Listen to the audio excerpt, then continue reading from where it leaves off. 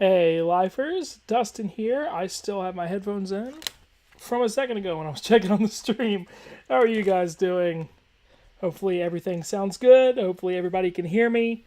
I had to mess with the microphone this weekend. I bought what was supposed to be a nice little scissor-armed like boom mic where I can like hold it and feel like, I don't know, a radio DJ or something. And for some reason it did not work. So the microphone is still here, but I had to mess around with it. Hopefully everything is still good. How are you guys doing tonight? Hey, Pizza Night. Hey, Peyton Ingle. There's already a nice, lively little chat going, which I always appreciate. You may notice I did something kind of cool. I got the chat in. I'm not going to point at it because I'm confused of which way it is on the screen, but I got the chat. Oh, it's right here. It's like I point away from the mic. I got the chat up, so that's why we are a few minutes late. We're about 5 minutes late from where I said, because I wanted to get that cool chat up. I got a hair up my ass like 15 minutes ago that was like, I want to put the chat up. So that is exactly what I did. So the chat is on here. Hopefully you guys will not abuse that, but hopefully you guys can get to see everybody's messages. And if you watch the replay, which some of you definitely do, then you get to see what it is I'm actually talking about and kind of how fast the chat flies a little bit. So hello, everybody. And I got the super chat window up on another screen because apparently I missed one or two last week during this stream that I eventually saw, but I don't want that to happen again. I always want to say if you really want to ask me something or really get my opinion on something, I'm not all-knowing. I'm not all whatever the word is, omni-knowledgeable. That's not what I think it's just called all-knowing. But if you want to get my opinion on something or have me talk about something, the only way to definitely see or know that I see it is a super chat. It also goes to help the channel, which is cool. If you want to throw a buck or two into kind of a tip jar, you can always do that. But if not, that's perfectly fine. Just you being here is enough. Even if you're on the replay, just you being here means the world to me, so I really appreciate it. We had a huge weekend this past weekend with the Iron Bowl, so I definitely want to, well, not just the Iron Bowl, with Miami losing, with the game between Ohio State and Michigan and Ohio State pulling away there at the end, with Stanford scoring, I think, 21 points in the fourth quarter to beat Notre Dame. So a lot of things this weekend. Of course, we have a lot of coaching changes going on. We have playoff ramifications. The last Tuesday night college football playoff poll comes out tomorrow, so that'll be really interesting. What else? We got bowl eligibility. I put that video up already. I've already made, made the graphics for the Heisman Watch, but the live stream kind of came first, so I wanted to get on here. It's ready to go. I just have to edit it and upload it. And the same thing with a video about Greg Schiano at Ohio State. Holy crap. And then tomorrow I want to put videos up talking about the FCS playoffs, talking about the other coaching changes that I haven't gotten to yet. I'm probably just going to group them all in one longish video and talk about everything we know so far. And then, of course, the Eliminator. And then I think on Wednesday, and Top 25 is late tomorrow night too. And then on Wednesday, I want to start doing some conference championship previews. And I think I'm going to try to have another live stream this Thursday. My best friend in the whole world had his very first baby today. So I was planning on going down to Atlanta this weekend to kind of be on baby watch with them and watch some championship football on Saturday. That's not going to happen now. So I will be here Thursday night. So babies ruin everything, but they also save everything because now it means I get to talk to you guys. So that is really cool. So I'm going to keep checking the super chat thing because I definitely don't want to miss that. Because I felt like a total jerk for missing that last time. So let's get into the, not the news. I almost said the news. No, I didn't. Let's get into whatever you guys want to talk about. So there's a lot going on. We can talk about some games that happened this weekend. We could talk about head coaches. We could talk about bowl matchups. I put a New Year's Six video up yesterday. Hopefully you guys got a chance to see that. We can talk about anything. I'm going to kind of let the questions guide the discussion as I typically do. Because you guys are the ones in the chat. You are the ones that care enough to not only watch, but also ask questions. So I'm going to kind of let you guys dictate it. So ask away. Let's have a little communication. All right. So, South Carolina mapping. I don't know why people think Clemson losing to Syracuse means that Clemson is bad. Clemson is the best team as of right now. No to both of those things. So, Clemson losing to Syracuse is not good. Even with a really hurt, immobile Kelly Bryant for the first half, even with a backup kicker, even on the road, even on a short week, which Syracuse also had a short week, there's no reason Clemson should have lost to Syracuse. It's one of the worst losses of the entire college football season. And it really casts doubt on Clemson. They've rebounded nicely. They've done pretty much everything you can ask for them to do. And if they beat Miami, they will be in the playoff, probably as the number 1 seed, which is where I assume they will be tomorrow night. But Clemson is not, in my opinion, it's all opinion, Clemson is not the best team right now. I think that Auburn would beat Clemson as long as Kerryon Johnson is fully healthy. I think Oklahoma Clemson will be fun. Clemson may actually win that game, but I think if they played like next week, Oklahoma is the hottest team in the country, other than maybe Auburn, in my opinion, so that may dictate that. And as always, I get really behind in the chat, and I like to make eye contact with you and look at you through the webcam, so I'm going to miss a lot of chats. I apologize. I'm not avoiding you on purpose, I promise. LZZ's channel says, what has to happen for Ohio State to get in? I talked about that in the video yesterday. Basically, they need to beat Wisconsin. Pretty obvious. They need Oklahoma to win. They need Georgia to win. And they need Miami to win. No, that's not true. They need Clemson to win. So they need it to be Clemson, Oklahoma, Ohio State, and Georgia as the conference champions. Because if Auburn loses, Alabama's lost to Auburn no longer looks as good. And with Ohio State's not lack of strength of schedule, they have 2 losses. The loss to Iowa was a bad. Losing to Iowa is not a bad loss. The way they lost to Iowa is a bad loss. So if you go head-to-head with Alabama, you need Auburn to lose. And beating Wisconsin will open up that 4th slot. And even then, I don't know. I still feel like Alabama's going to be ranked 5th tomorrow. And Ohio State is probably going to be 7th behind Georgia at 6, would be my guess right now. And if Georgia beats Auburn, Georgia's in, Oklahoma's in, Clemson's in. It kind of comes down to Alabama, Ohio State, and honestly, I think right now that's a coin flip. So that is my opinion. Get rid of this person.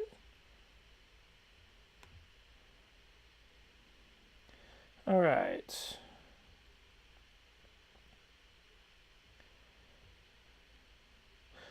Andy Tutik asks who you got, Auburn or Georgia. So coming into Saturday, I figured whoever won the Iron Bowl would pretty easily be I thought that was the SEC championship, to be honest with you. I think Georgia dominated through an SEC East that was not good at all. Their win over Notre Dame doesn't look as good as it once did. So I was kind of thinking, but then Kerryon Johnson got hurt. He got hurt in really throughout the Iron Bowl. If you watched it closely, you could tell he was losing half a step here and there, missing a cut here or there that he really had in the first quarter. Alabama could not stop him in the first quarter. So I haven't really dug into the analytics. I know in the original Georgia-Auburn game, Georgia had a chance to go up 20-16. If you remember, right before the half, Georgia missed a field goal. I think it hit the upright. And then Auburn got the ball first, 3 and out. And then Georgia miffed the punt coming back from halftime. And then Auburn drove right down and scored. They were already in field goal range. It was 23-10, really quick. And it could have been 20-16 Georgia in the second half with more momentum. And they never could get the running game going. Then they had to play from behind with Fromm at quarterback. So I think if Kerryon Johnson is healthy and plays, I think Auburn wins. Otherwise, I think it's going to be a little closer than a lot of people probably think. KPW Dog says UGA 27, Auburn 20. Maybe. Nick Smith says, Dustin, this is my top 4 right now. 1, Oklahoma. 2, Clemson. 3, Auburn. 4, Wisconsin. Yeah, I'm fine with that. I actually have Oklahoma number 1 in my poll. The thing about Clemson, a lot of people are talking about Clemson's quality wins. Sure, Clemson has some good wins. Right now, they have the best win in the country at Auburn. Well, one of the 2 best wins. I guess LSU would also have that. But of the teams vying for the playoff, Clemson has beaten Auburn. So those were 2 different teams than they are right now. Cameron Petway was the running back in that Clemson game. Kerryon Johnson, I can't remember if he was hurt, but he had no carries in that game. So they weren't even the same. I think Clemson's defense sacked Jarrett Stidham 11 times.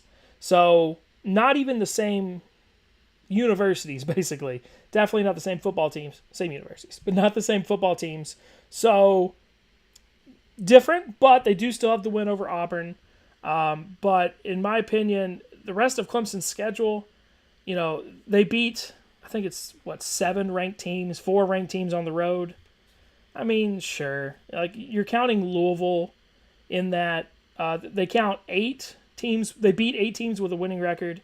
That includes Boston College and Wake Forest. I don't know. I don't think it's as impressive as a lot of Clemson fans think it is. Louisville's not an easy place to win, but the Louisville team that Clemson played isn't that much different than the Louisville team that is playing right now. And other than a beatdown of Kentucky, they were in a shootout with North Carolina the week before. They allowed Boston College to get 45 points. They lost to Wake. I don't know. It's just not. It's not that impressive. So really, it's Auburn, which was at home. It's Virginia Tech on the road. South Carolina had no business being ranked. I don't know. So Oklahoma won. The whole point of all that was Oklahoma won. I'm actually fine with. Clemson 2. Clemson ahead of Auburn. I'm fine with that. And then Auburn ahead of Wisconsin because of strength of schedule. That's perfectly fine. 111 people are in here right now. That is really cool. Thank you guys. I really suck at keeping up with the chat. I am gonna try, but I go on rants. I don't know. You guys ask questions that I feel like I need to explain.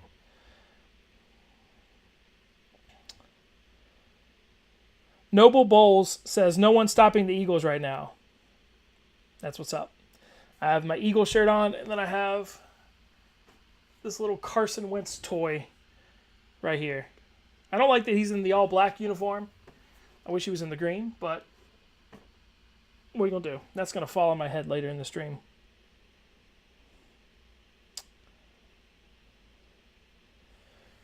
If Clemson loses to Miami, is the ACC out? Asks Michael Allen. No, the winner of the ACC championship is going to be in the playoff. It doesn't matter if it's by a point or by 48 points. They're both. Either one is going to be in. The loser is going to be out, no matter what. In my opinion. Alabama's best win is against Mississippi State, who lost to Ole Miss. I mean, yes. Alabama's only 2 quality wins, I think, were Miss State and LSU, really. And Miss State beat LSU by 30 points, so ipso facto, Miss State. But that's a little unfair, because Nick Fitzgerald, his foot was facing behind him, the second series of that game. And Ole Miss jumped out big, and Miss State kind of came back. We were on the stream when this happened on Thanksgiving night, for those of you who are here. But if Nick Fitzgerald's feet both pointed forward, I think Miss State probably wins that game. So that's a little unfair, but yeah, that probably was Alabama's best win. Do you think Oklahoma can win a national championship with their defense? I think Oklahoma can win a national championship with their offense. Their defense, if they can get a stop or 2 here and there, that may just be enough. I think Oklahoma can score 30, maybe 40. I don't know if they can score 40 on Clemson. But they could probably score 30 points on pretty much every defense in the country. And against somebody like Clemson, that may be enough if you can get the right stops at the right time and a turnover here and there, even though Clemson doesn't really turn the ball over. I think if I'm Oklahoma, I really want to play Wisconsin. But See, Wisconsin has a good defense too. Auburn's defense is getting better.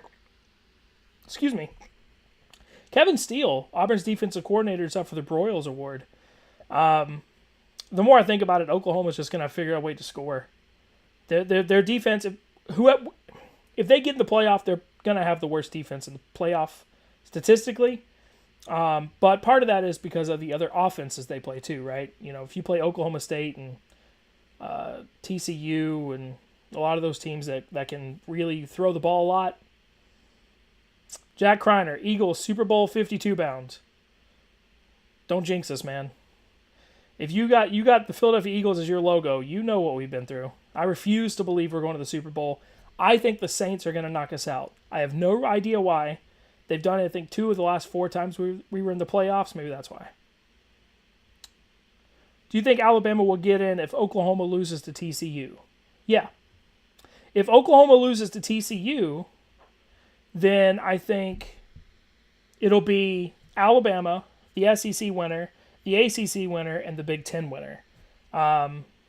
Because if it's between, all of a sudden the committee does not have to pick between Ohio State and Alabama. They can just say, just get them both in. They can say Ohio State's the Big Ten champ, and Alabama's only loss is to the SEC champ on the road in a big rivalry game, and they were number 1 all year in the AP poll. Alabama's in. Plus they're Alabama, though they won't say that. Florida State fan, do you think Jimbo Fisher is going to Texas A&M? I do, friend. I do think he's going to Texas A&M. There are reports on Twitter, which means it's 100% absolutely true, as we all learned yesterday from Tennessee. Anything that's on Twitter is 100% true. That his wife, or ex-wife, I guess, was looking for houses in College Station. I don't know about any of that, but I got the feeling this year he was really fed up with Tallahassee. He got into that argument with the fan about his coaches, when the fan, while kind of being a douchebag, was completely right. Jimbo needed to get new coaches, and I understand Jimbo feeling like he needed to stand up for them or whatever, but yeah, Jimbo, you know, he's been there, what's he been there, 8 years, 9 years? To have an offensive line 2 years in a row that is produced or not produced, depending on how you want to look at it, what Florida State's offensive line has done, that is unacceptable. You need to have by the end of the year, James Blackman should. He still looks to me like he's playing the same kind of way he did near the beginning of the year when he took over the job. I don't know. Kind of a weird development in my opinion. So I think he's ready to leave. I think he probably should have taken the LSU job last year if the reports were true that he was actually offered that job. If he was, he should have taken the LSU job last year. All right.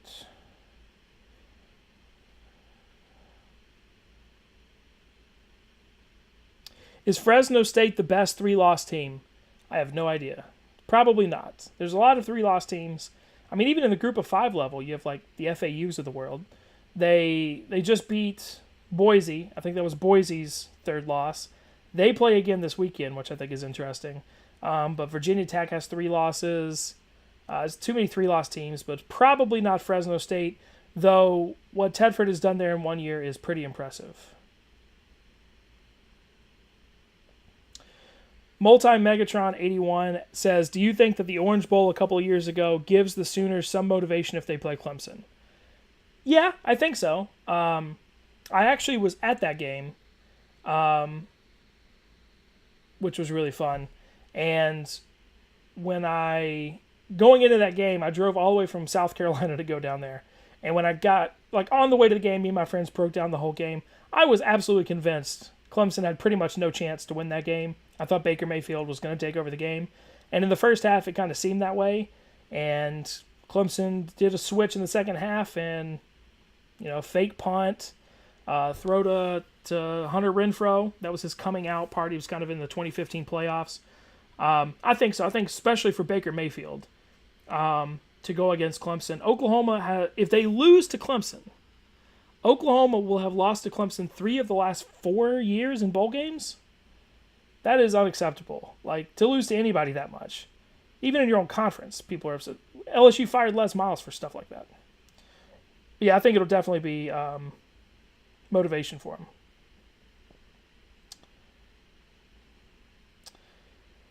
Do you think Greg was treated unfairly by Tennessee? I have a video on that I've already shot that I didn't get to make.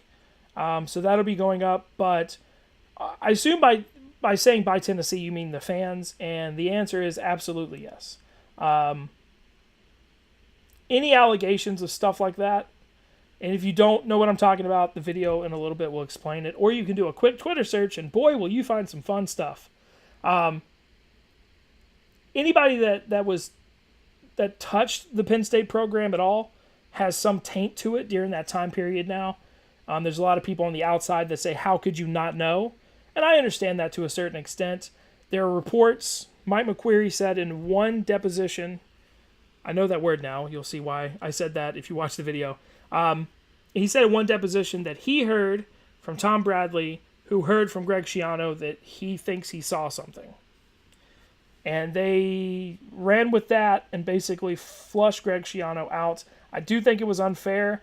I also think Tennessee had a right to be angry. I don't think that's a good hire at all. I think John Currie can do much better. Maybe he can't. Maybe that is really the best person that Tennessee could get. Do you understand? So the best kind of meeting ground there. But I feel like in their justification for John Currie not hiring John Gruden, they went and did all that stuff, which was really unnecessary, and threw a lot of dirt on a man who didn't necessarily maybe mean it or need it. Maybe he did. We don't really know what happened, but they don't have the evidence to do what they did. Let's see here.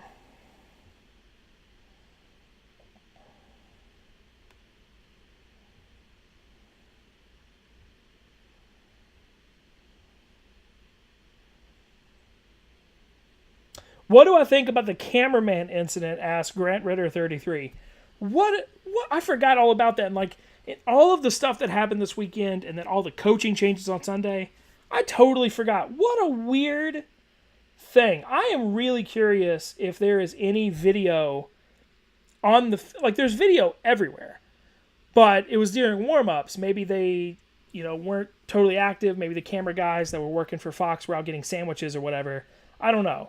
If you didn't hear for some reason, a cart, either driving cameramen or driving the big camera, like boom systems or whatever. If you've ever been to a football game, you've seen them on the sidelines.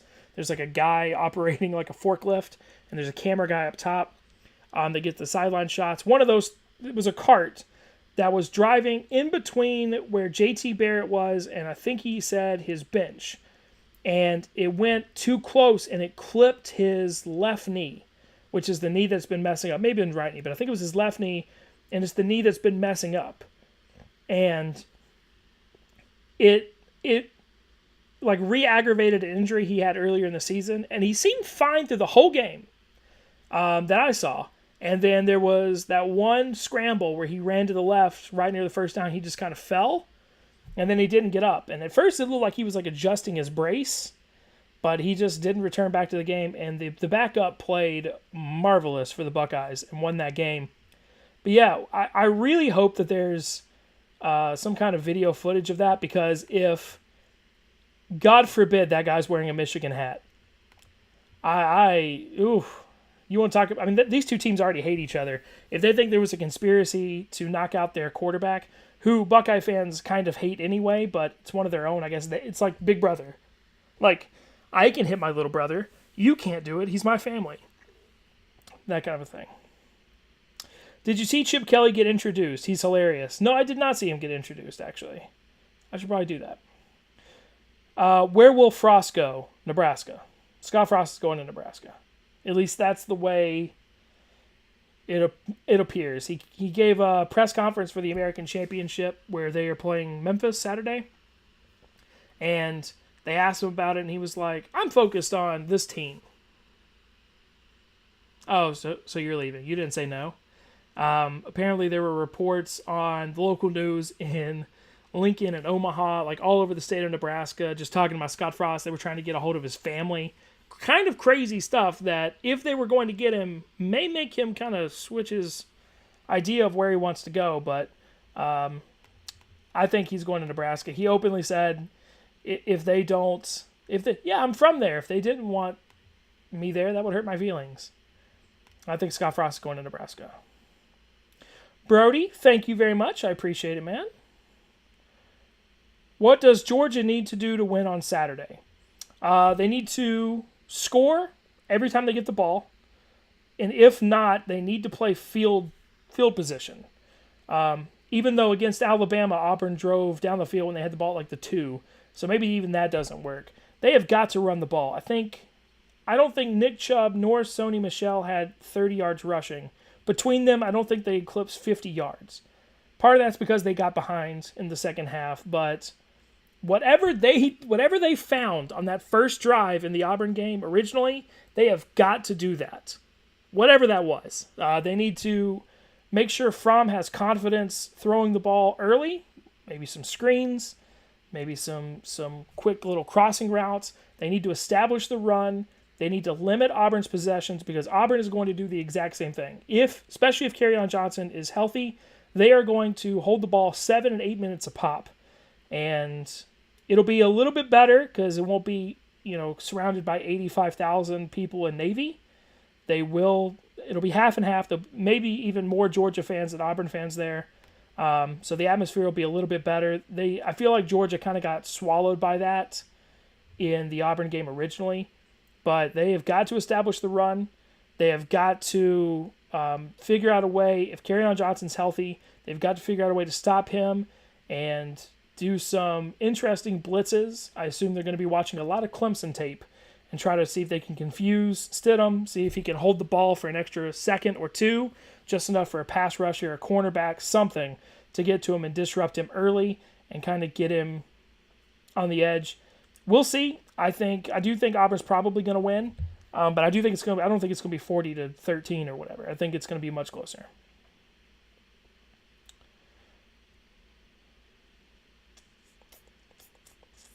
Arkansas State versus Troy State to watch on Saturday night. Yeah, that'll be good. Or I said Troy State. That was a slip of the tongue. Troy. That'd be good. Make sure Idaho is playing at Georgia State in their last FBS game. That makes me sad. It's only in Atlanta. I thought about going if I was going to be down there with my friend, but I'm not.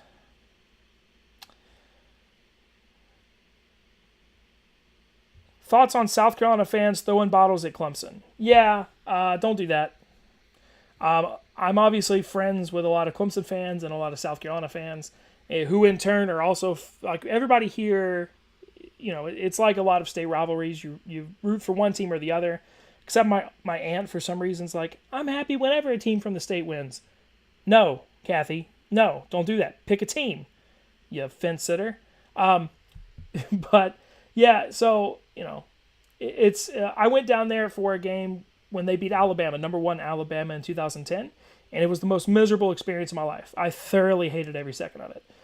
They treat you like crap when you're there. They yell at you. They flip you off. They spit like on the concrete at your feet. I got shoulder nudged off curbs when I was waiting to cross the streets on the way to the stadium. They are not known, South Carolina, to be a very great fan base. They just aren't.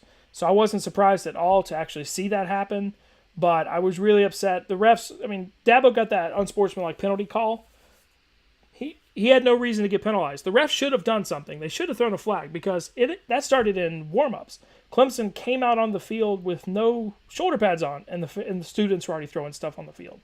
So it had been going on for hours at that point.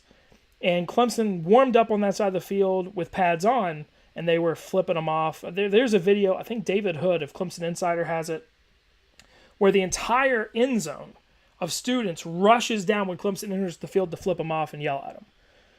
Which I'm fine with. I don't care if you flip people off. I expect hate in a rivalry game, but throwing stuff on the field, you cannot do that. And Will Muschamp did not address it in his post-game press conference that I saw. Maybe I'm wrong. But they have to do something because at this point, this has been going on a long time in South Carolina. It's kind of a culture, in my opinion, and they have got to rectify that. There is 157 people in this chat. That is really cool. If you guys are enjoying the stream, just hit the like button. That would be really cool. We're at 34 likes.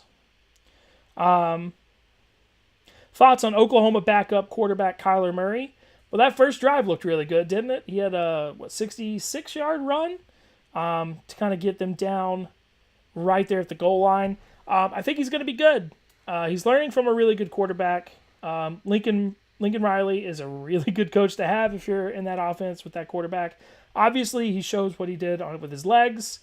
Kyler is a weird name, and it's going to get used to not saying Kyle.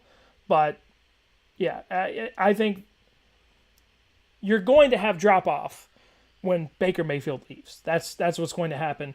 But what you may see is kind of what Clemson is going through right now, where Deshaun Watson left, who is the greatest player in the history of Clemson football. He left. How do you fill that void? Well, you have a new quarterback in Kelly Bryant who can run the ball.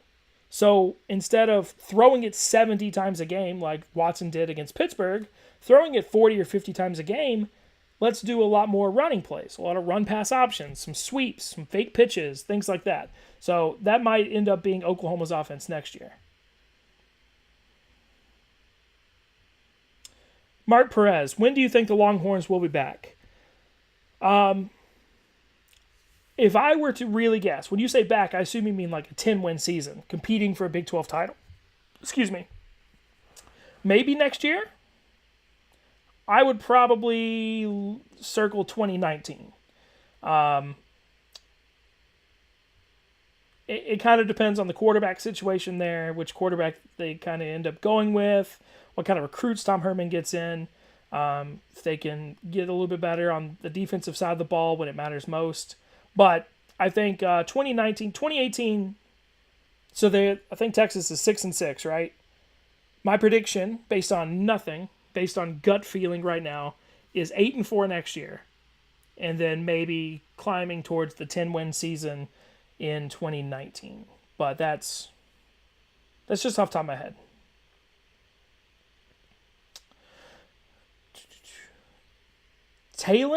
Talon Fairless asks who you got, OU versus TCU. I have Oklahoma in that game. I'll break down why in a video a little bit later this week, but the biggest reason is Baker Mayfield is there. But it'll be interesting to see what TCU took away from that first game, because no rematch is ever really the same again. You know, both teams kind of learn to strategize, go back to the drawing board. There's been a little bit of time, about a month between those two games, or a couple weeks at least. I think it was the second week of November. But both teams have had plenty of opportunities to play other teams. Maybe not quite as good of teams as when they played each other, but they'll both go back to the drawing board. They'll both kind of scheme. It'll be a different game because they can't have the same gameplay or game plan. But I do have Oklahoma winning that game. Though I think it'll be closer than it was in Norman.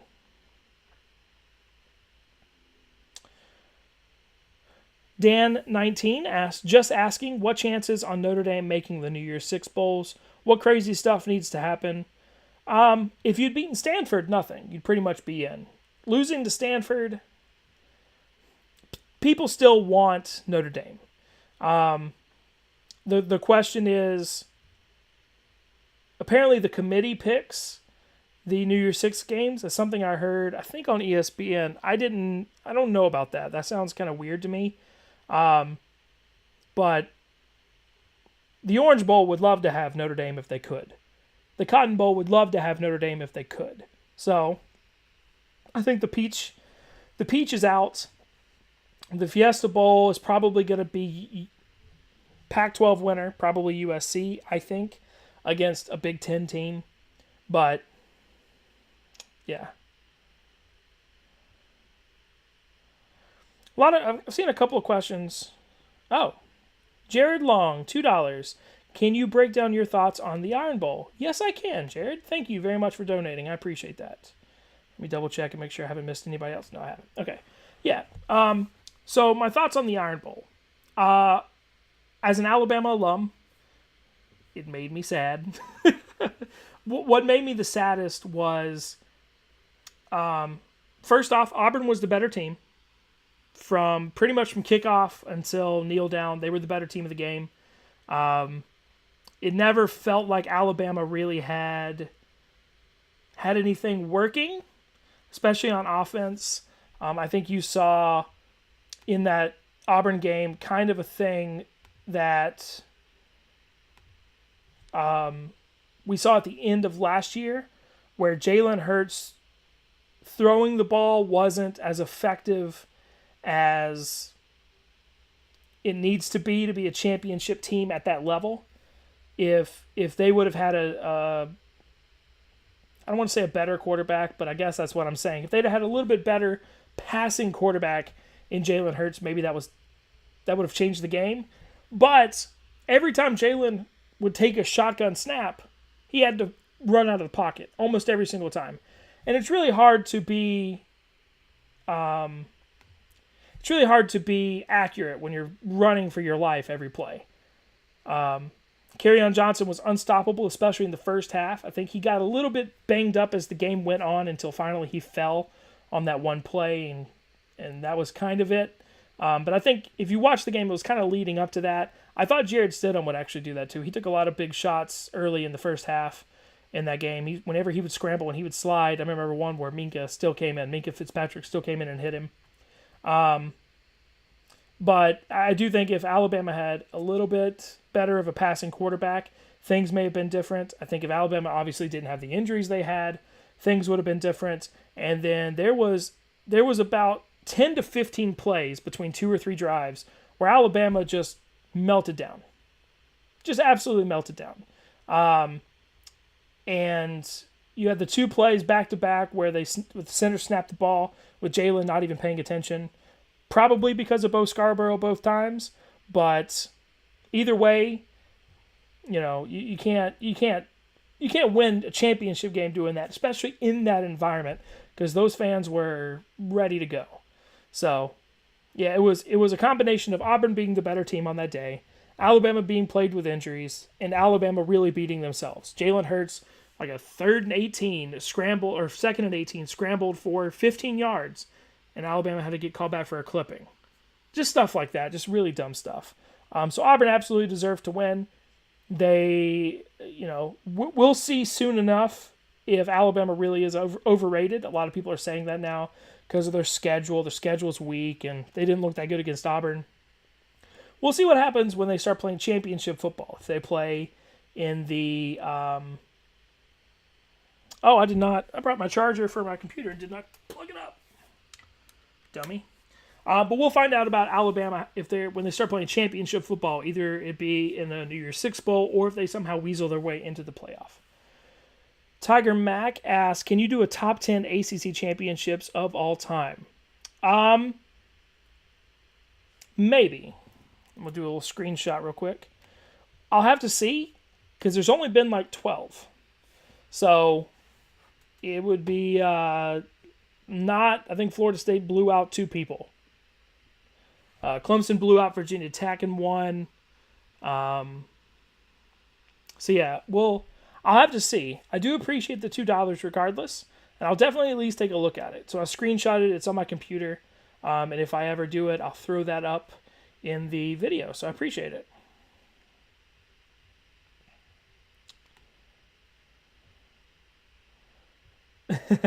What are Saturdays for? They are for the boys. Who should Alabama be rooting for this week? As painful as it is for Alabama fans to admit this, you need to be rooting for Auburn and Ohio State. I know. But those are the 2 teams, because if Auburn loses, that's that's Auburn's only loss. Because Clemson beat Auburn, whatever. So if Georgia beats Auburn, well, then everybody's going to be like, oh, well, you lost to a 3-loss team. We're not putting you in. Ohio State, if they beat Wisconsin, that opens up the 4th slot. Because if Ohio State loses, this is all assuming the ACC winner's in and that Oklahoma beats TCU. So really, you need to root for at least 2 of these 3. TCU, Ohio State, and or Auburn, in my opinion.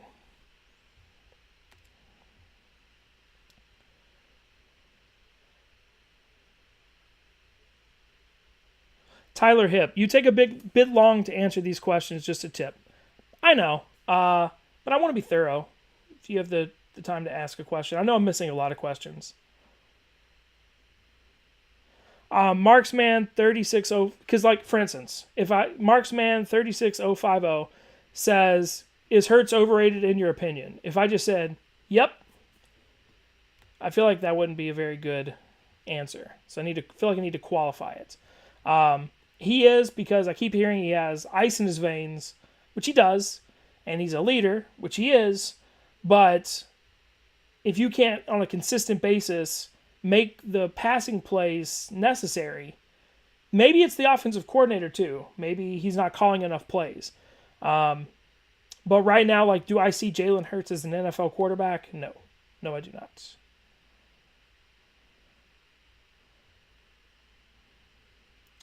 Favorite Big Ten team? I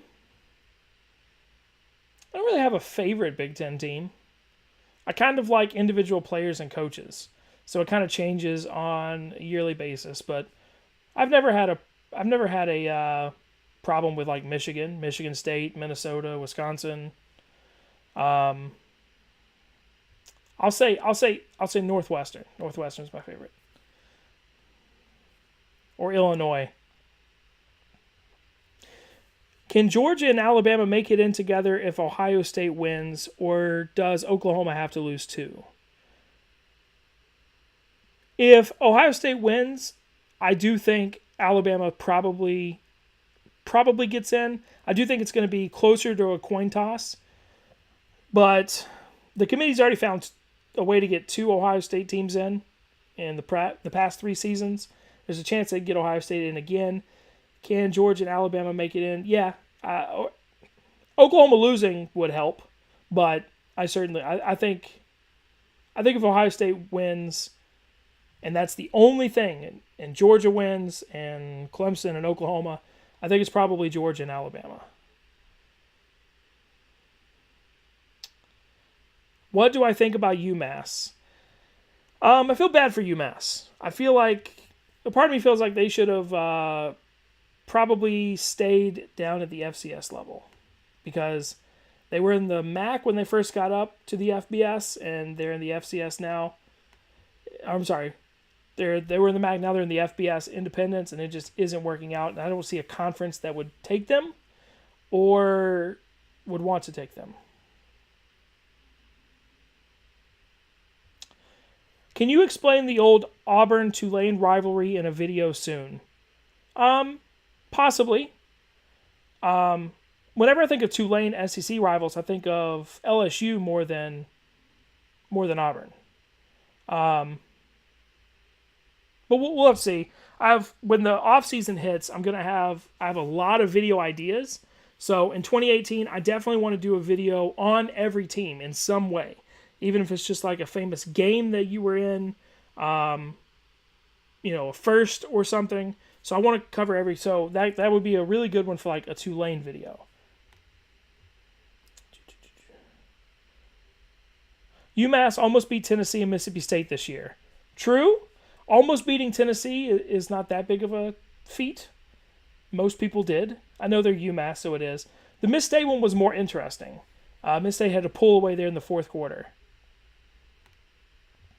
What do I think about Syracuse? Asks Weenie Hut Juniors. Syracuse is on the up. I know they didn't go to a bowl game this year. I'm a little bit worried about what happens now that Dungy's gone. At least I think so. I think he was a senior.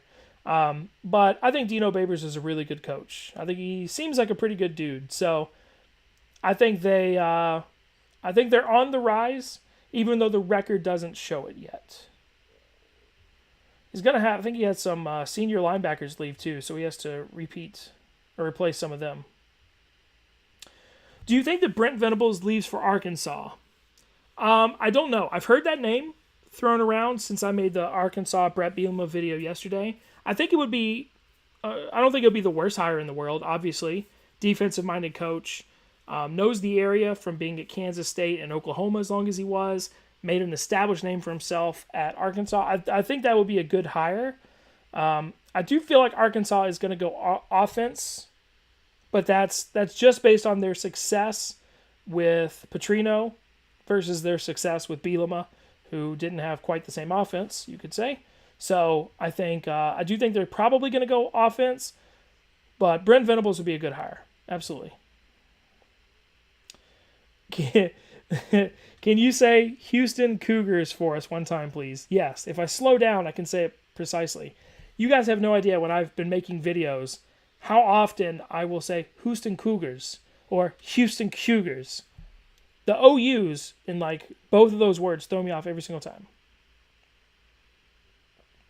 What should Liberty do to prepare for the FBS after a 6-5 season? That is going to be interesting. So they beat Baylor, but now we see that wasn't the biggest deal in the world, though Baylor did come along during the year. But, yeah, they need to talk to teams like App State to see how they transition, because teams like Appalachian State and, to a certain extent, Western Kentucky, they went up into the FBS fairly easily, maybe a few bumps here and there, but it'll be interesting to see what Liberty does, especially if they stay as an independent, as an evangelical school. And just so you guys know, adding like all those symbols and stuff makes me want to answer your question less. I know you're trying to get my attention, and I appreciate it, but it makes me want to answer your question less. Tiger Mac with another $5 I said Snapchat. Super chat, which I really appreciate. Thank you. What do you think about Clemson and LSU becoming rivals? Hashtag the Battle of the Valley. There's somebody, I have the screenshot saved on my computer. Somebody asked for a top 10 video on teams that should be rivals but aren't.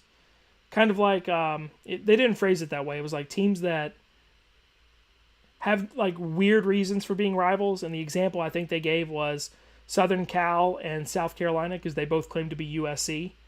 I think that's funny. That's a video I might look at more in depth in the offseason, because it's just kind of the weird, funny video I like to think about.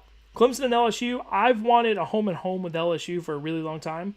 I think that would be really cool for both fans to experience the Death Valley vibe each team brings, because it is different. I haven't been to LSU yet, but just from watching it on TV, it's different.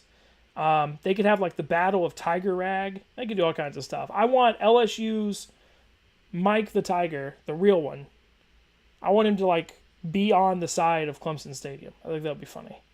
No, I definitely want at least a home and home between those two.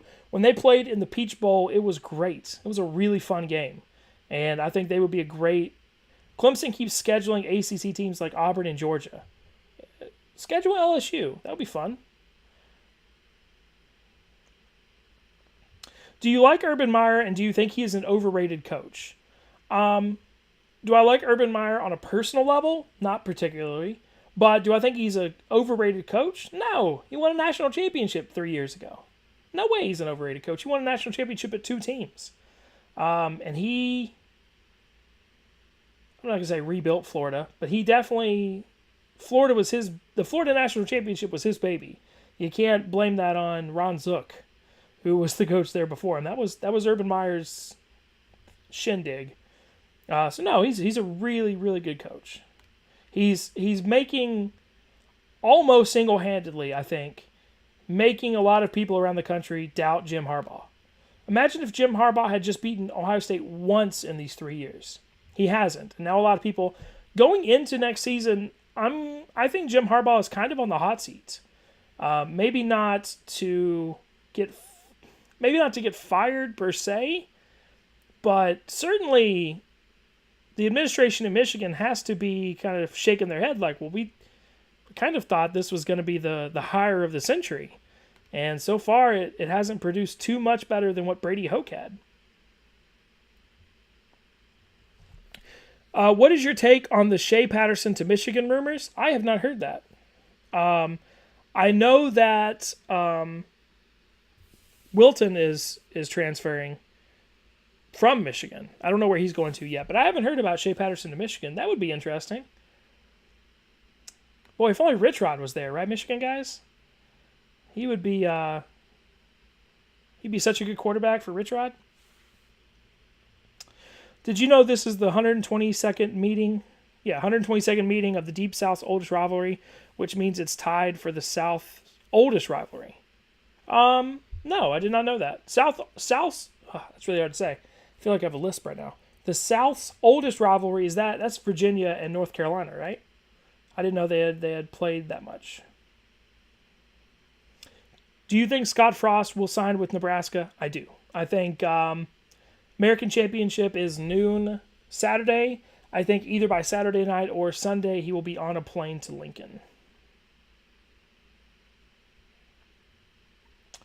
Trevor Lawrence will be a bust. We will see. It's going to be interesting because he's going to come in to a Clemson program that... Oh, Eric Dungey is going to be a senior next year? That's really good for Syracuse. I thought this was his senior year. But yeah, Trevor Lawrence is going to come to a Clemson program with Kelly Bryant as the established starter. And we may have a little bit of a Deshaun Watson early 2014 feel there if he shows out in the spring game, if he plays in the spring game. Top 10 coaches of all time video, says Grant Ritter 33. I've actually thought about that. So I've thought about top 10 coaches of all time, top 10 players of all time, top 10 programs of all time. I don't know. I might end up doing something like that per conference because doing top 10 coaches of all time, there's been a lot of coaches for a lot of years. And before the 90s, really, coaches were hired to a lot of programs if they did well for like 20-something years. There's a lot of those kind of coaches. So that's actually something I've been kicking around in my head. But it might be better and might be able to highlight more if I do it per conference. So top 10 coaches of Ohio State. I saw your little emblem remind me of Ohio State. So top 10 coaches of the Big Ten. Top 10 coaches of the SEC.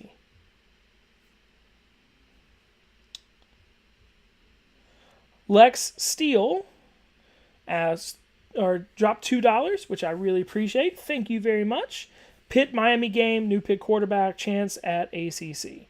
Yeah, that game was as much as we all probably should have expected that outcome based on last year, and Pat Narduzzi was very quick to point out 10 years ago in the backyard brawl with West Virginia. I was still shocked. You kind of get it in your mind when you watch a team like Miami come back so often during the year that they're just going to do it. Oh, well, yeah, they're down, but they'll come back. And they did not. And Pittsburgh played very well. That quarterback has a little baby face. And that naked bootleg to seal the game around the left side of the line. If Miami's not ready for that, I'm not quite sure what they're going to do when Kelly Bryant gets to town. And Pitt had a very disappointing year based on where they were last year and what they probably felt like they were capable of last year. But going into next year, now in the offseason, they have a lot of momentum, and there's a chance that they can make some noise in the Coastal Division next year. But thank you for the $2 super chat. I appreciate it. And once the turnover chain was busted out, I kind of thought that might be the game for Pitt. I actually said that in the live stream last Thursday, but I was talking about the ACC championship. That dumb turnover chain, as dumb as it is, it works, and it really fires up the defense. And Pitt just, every time Miami got some momentum going with a turnover or something, Pitt shut it down. They did not let the game get out of control, and they stayed ahead, and they wore down Miami. And I had a feeling towards the end of the game that Miami, when they were looking at the scoreboard and watching the time click down, they just felt hopeless. And Pitt kind of preyed on that when they did that final touchdown, so that was good.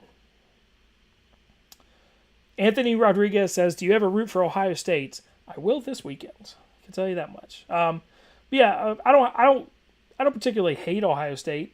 So whenever I root for them, and always, a lot of the teams, there's a lot of teams that I really like, there's teams that I really like, teams that I really don't like.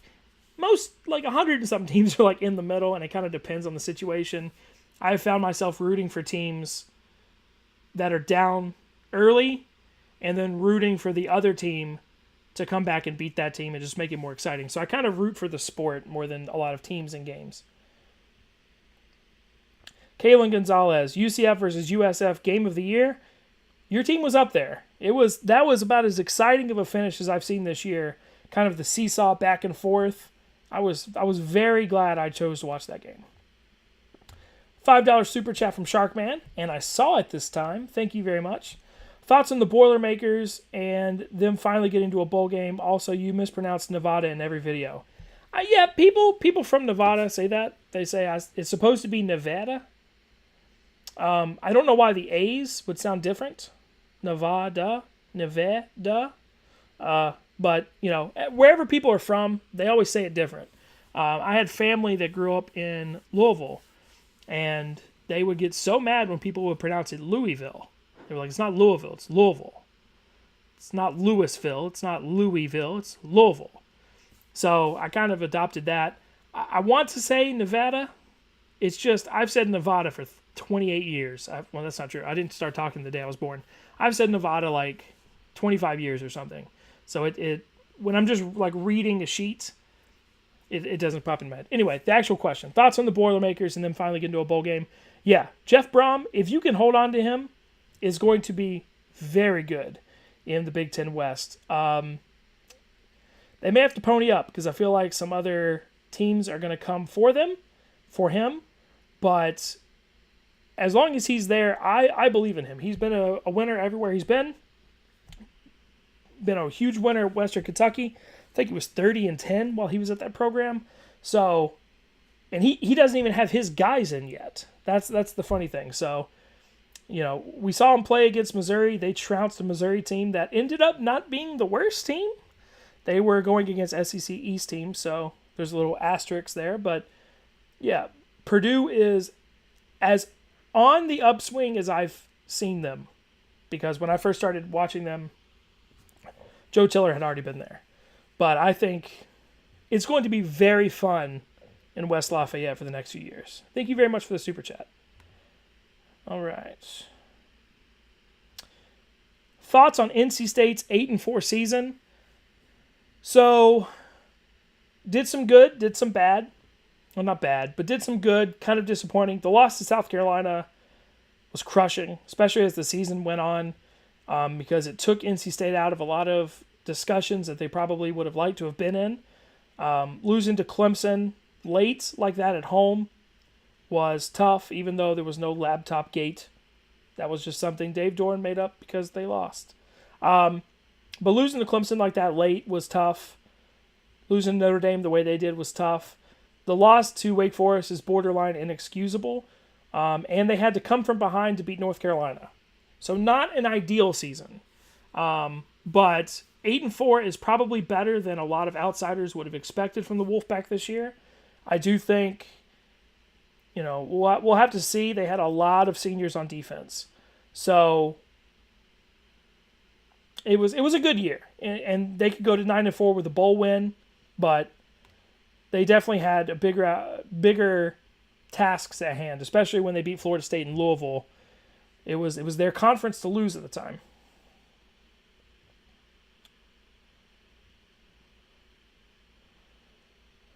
Do you think that UAB should join a stronger conference? Well, they've only been a team for 1 year, technically. They had to come back this year, so I would hold off on the idea that, I know you're a Florida State fan, so clearly you're not a diehard UAB fan. But before we start talking about UAB jumping conferences, they should probably win their conference, and they should probably have a team for more than 1 year consecutively. But I do really love UAB. Wore a UAB video or shirt in one of the videos I did recently. Thoughts on Texas making a bowl game at 6-6? I think that's a win for Texas. First off, you didn't go to a bowl game the last 3 years, right? And it's only going to go up under Tom Herman. I really believe in him. I think that's going to be one of the teams to watch next year for improvement, and I think they'll be better than 6-6.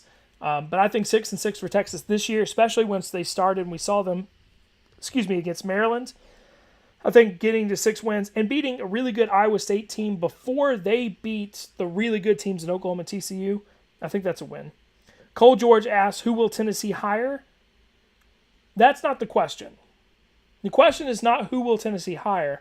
The question is who will pick up the phone when Tennessee calls.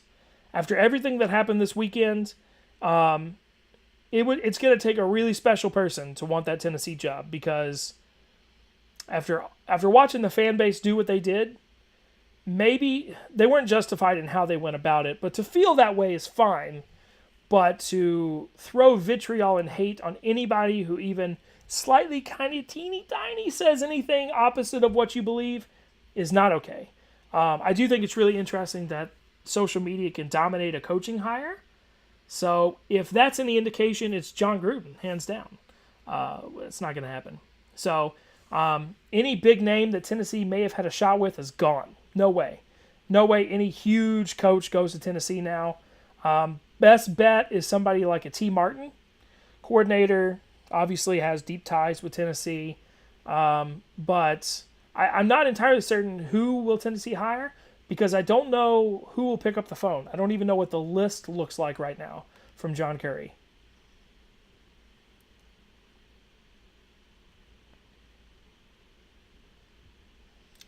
Do 130 people. Very nice. Make sure I haven't missed any more super chats because I'm a jerk sometimes. I don't think so. Okay. Any chance the TCU could make the playoffs? So Jordan, that's a really interesting question. I want to say no because they're too far back. They don't have a good enough non-conference schedule to justify it. So Oklahoma has the Ohio State win in the Big 12. And the way the Big 12 cannibalized itself, as is its scheduling practice, it hurt TCU. They've already lost Oklahoma. So maybe the committee looks at redemption. But you would, because the winner of the SEC championship's in, the winner of the ACC championship's in. So that's 2 guaranteed spots right off the top. So if you beat Oklahoma, you would need Ohio State to beat Wisconsin. You would need Clemson probably to win the ACC, and Auburn to win the SEC. So if that happens, it would probably be you, Ohio State, and Alabama trying to get into that third and fourth spots. And I do think Ohio State and Alabama have the leg up. If you're a TCU fan, you know what it's like for Ohio State to have a leg up. In my opinion, TCU should have got it in 2014 over Ohio State. But it's going to be tough. There's just not enough weeks. There's not enough time for more things to happen. I do think TCU will be on the outside looking in. You need a little bit more chaos than what this weekend could possibly hold. If the Big 12 didn't have a championship game, and it was like last year where the Big 12 played a lot of games, all their games on this weekend instead of just the championship game, you would be looking better, but there's just not enough time.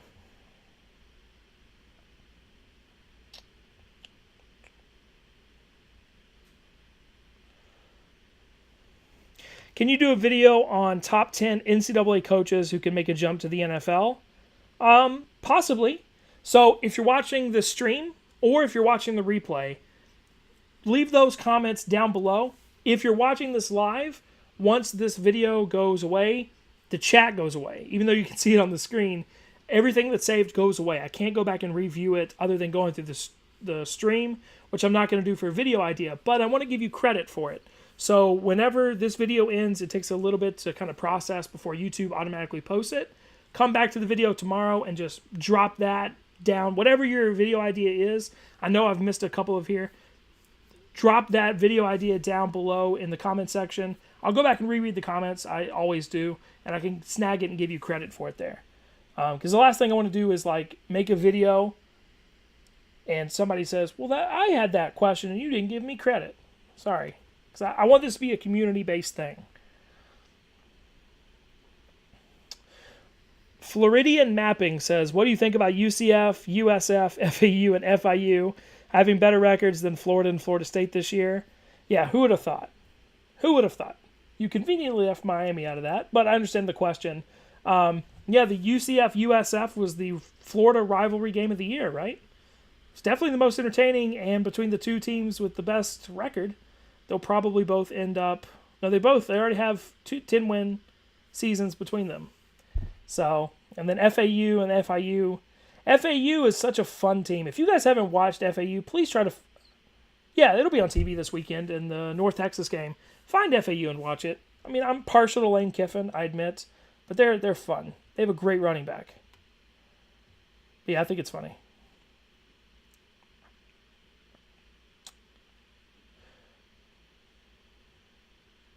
Stidham and Johnson will both be Heisman finalists next year. Yeah, I think, Harrison, I think that they are, they'll be the Trace McSorley and Saquon Barkley next year, where they'll both kind of always be in that radar.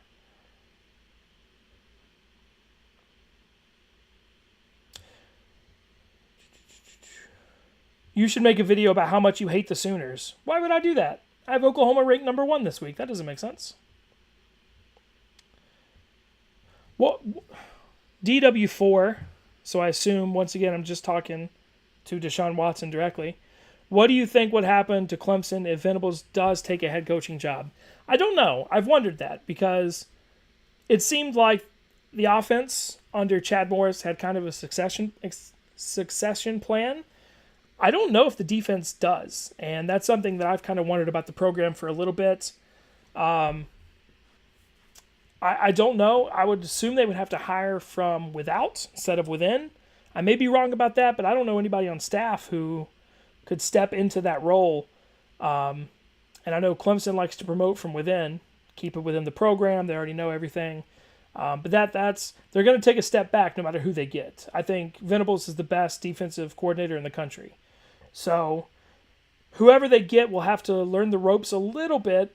And Swinney's such an offensive coach. At least my perception of him is that he's such an offensive coach. It'll be interesting. It may have a totally different feel on defense. And defense is what's kept Clemson the last few years where they are. When was the last time a number 1 and number 2 ranked team lost the same week? It was, I know it happened a couple of times in 2007, but it's more recent. ESPN posted a little graphic about that this weekend. Thoughts on Iowa State, not Ohio State, Iowa State and their future. Depends on how long Matt Campbell's there. He's been linked to a lot of jobs. He was supposedly linked to the Tennessee job, which that's not going to happen now. Yeah, he's a really good coach. To do what he did this year with Iowa State is remarkable. So, as long as Matt Campbell's there, I think you're good. But my fear is in the next week or so, you may be without Matt Campbell. Caden asked, do you think Arkansas still has a shot with Gus? If Georgia wins, everything I've heard is Auburn has to not be in the playoffs for Gus to go back to Arkansas. I don't know how true that is, but it's the idea that that's home, and he would get a lot of bonuses, like more freedom within the coaching staff to select coaches and dispense salaries and stuff that he can't do at Auburn, even though he was promised that. Auburn has a new athletic director who probably wants their own guy in there. Malzahn doesn't feel like he's ever been really respected on the Plains. But if he goes to the playoff, and especially if he wins the national championship, he can get whatever he wants at Auburn. That won't be a problem, especially with not Jay Jacobs in there. So I think Georgia has to beat Auburn for that to happen. Even if he gets to the playoffs and loses, I think Arkansas is going to change that by then, change coaches by then. What do you think of South Carolina's 2017 season? I don't know how to say your name. Daton 3 Guido. I've got a feeling I'm not saying that right. South Carolina's 2017 season. I don't like Will Muschamp. I don't think he's a great coach. So I think that was I think when South Carolina hired Will Muschamp, they had these hopes that they were going to get I think they really wanted Lincoln Riley, and he decided to stay on as an OC at Oklahoma, which was probably the right call, I think. You don't really want to follow Steve Spurrier and all the success he had there if you're a first-time, I don't know. But I don't think Will Muschamp is the guy at South Carolina, and I think as long as he's there, you're going to keep having 7-5, 8-4 years. Jake Bentley's not the quarterback that was promised. Any Game of Thrones fans, he was not the prince that was promised to South Carolina. So The defense will continue to be good. Will Muschamp is a really good defensive guy, but the offense, and I know you had Williams transfer and some things not go great this year, injuries, but as long as Will Muschamp is there, I think 9-3 is about the best you can hope for. And when you have teams like Georgia and Clemson outpacing you, that you play every year, and with Dan Mullen going to Florida, probably the Gators too, it's going to be tough. Why does ABC, ESPN, and the SEC love Notre Dame so much? For me, they're right behind Michigan. The SEC doesn't love Notre Dame. I can tell you that. The SEC hates Notre Dame pretty thoroughly. But ABC and ESPN love it because as much as we disagree with how a lot of the way Notre Dame goes about things, they bring eyeballs. I don't particularly like Notre Dame. I never have. I hate that they're an independent. Not because I'm jealous, which is why I think a lot of Notre Dame fans think we don't like them. I'm not jealous. I don't think people should be independent. I'm not bitter because my team's in a conference. I think being in a conference evens everything out, and it makes sense. And they have their own TV contract, which is fine, whatever. But they bring eyeballs. Not just Catholics. They bring national eyeballs. When Clemson hosted Notre Dame 2 years ago, I was excited to go to that game because I wanted to see Notre Dame play. So, even with me, who doesn't particularly like Notre Dame all the time, they bring eyeballs. So, if they're on ABC or ESPN, actually, they don't really get on ESPN much, do they? They're either on NBC or ABC most of the time. But if they're on TV, people are going to watch.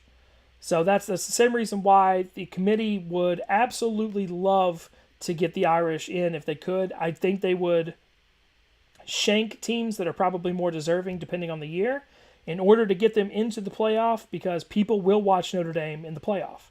Especially older people, because I'm 28. In my lifetime, Notre Dame has never won a national championship. They got close in 93, but their last title was in 88. I was born in 89. They have never won one in my lifetime. Most of my lifetime has been watching Notre Dame be number 8 in the poll and then finish 7-5. So I don't totally get it, even though I want to see Notre Dame in person. I don't particularly jones out for them when they're on TV. To me, it's not must-see TV because it's Notre Dame, but to a lot of people, especially a generation older than me, it is. They are, Notre Dame football is what people just did back in the day. So, especially in like the Midwest and that whole area, if Notre Dame was on, they were watching. If you're Catholic, that's what you're watching. My best friend who actually had the baby today, his wife is from Notre Dame. Kid's middle name is Patrick. So there you go. They're Irish now. Who should the Browns draft this year? Anybody except for who the people in charge of drafting say they should draft. They are not good, and they shouldn't trade any picks. They could have had Carson Wentz. Are you kidding? Are you kidding? Afterglow says, Dustin, please answer my question. You got it. What bowl do you think Oklahoma State will go to? I don't know. Oklahoma State is kind of right on that Power 6. Not Power 6. Sorry, American athletic fans. They're right on that New Year's 6 or top-tier bowl. If they were in the Big 12 championship, I would say they would probably go to the Cotton Bowl. But I don't know the Big 12 pecking order right off the top of my head. But whatever the top Big 12 non-New Year's 6 bowl is, it's probably what they'll go to. I want to say the Alamo Bowl, but that does not feel right to me. Does anybody know the next to top Big 12 bowl? I know the chat's behind the comments. Or like from me talking to the chat is like a 6 or 7 second delay for me. Campbell signed a 6-year contract to Iowa State. That is very good if you're a Cyclones fan. That's very good. When the Tennessee thing, I think he flirted with him. Alamo Bowl probably. Yeah, that's kind of what I was thinking. When Matt Campbell probably flirted with Tennessee a little bit and scared Iowa State. He was also linked to, I think, Nebraska, somebody else. But, yeah, that's really good for Iowa State. And honestly, that's good for the Big 12. They need a lot of quality coaches. He's still a young guy. He can still get a lot done at Iowa State. Alamo Bowl. Yeah, that's what I thought. American Bird says, thoughts on an 18 playoff? I want an 18 playoff. I really, really do. Cole George says Alamo, Texas, and then Russell Athletic. Okay, that makes sense. I think the Russell Athletic is higher up for the ACC, but I may be wrong about that. That's something that's always, like, not freaked me out, but always made me go, really? Because it'll be like, I think the Peach Bowl, before it became a New Year's Six Bowl, was number 2 or 3 SEC and then like number 6 ACC. What? Why? That's all been changed now. If you look at the way the bowls are set up, it's like ACC number 3/4/5/6/7, and you're like, oh, I don't know what team is gonna go there. Lex Steele with the super chat. Thank you very much. I appreciate it. Why are Penn State fans so delusional? I don't know. I've been to one Penn State game. It was a away game in Alabama. I found them very nice, but that doesn't speak to their mental state. So I need you to elaborate on what you mean. I assume maybe talking about them getting into the playoffs, which is not going to happen. But Lex seems a little jealous of his team's big brother. Ooh, shots fired by Hot Cosby. But Penn State won the Big Ten last year. They were a breath away from the playoff. In my opinion, probably should have been in. So, they won 10 games this year. They're going to have a Heisman Trophy finalist. So, Who's my favorite team in the SEC? That one I can answer. I graduated from Alabama. So what is Alabama? Lex Steele versus at Hot Cosby. Here we go. Yeah. Thoughts on a 16-team playoff? I am not in favor of that. I think that's too many. I think that's if you're number 16 in the country, you probably don't deserve to be a national champion. If you're number 8, the difference between number 8 and number 5 and number 5 and number 4 really isn't that big. The difference between number 1 and number 16, depending on the week, is a lot.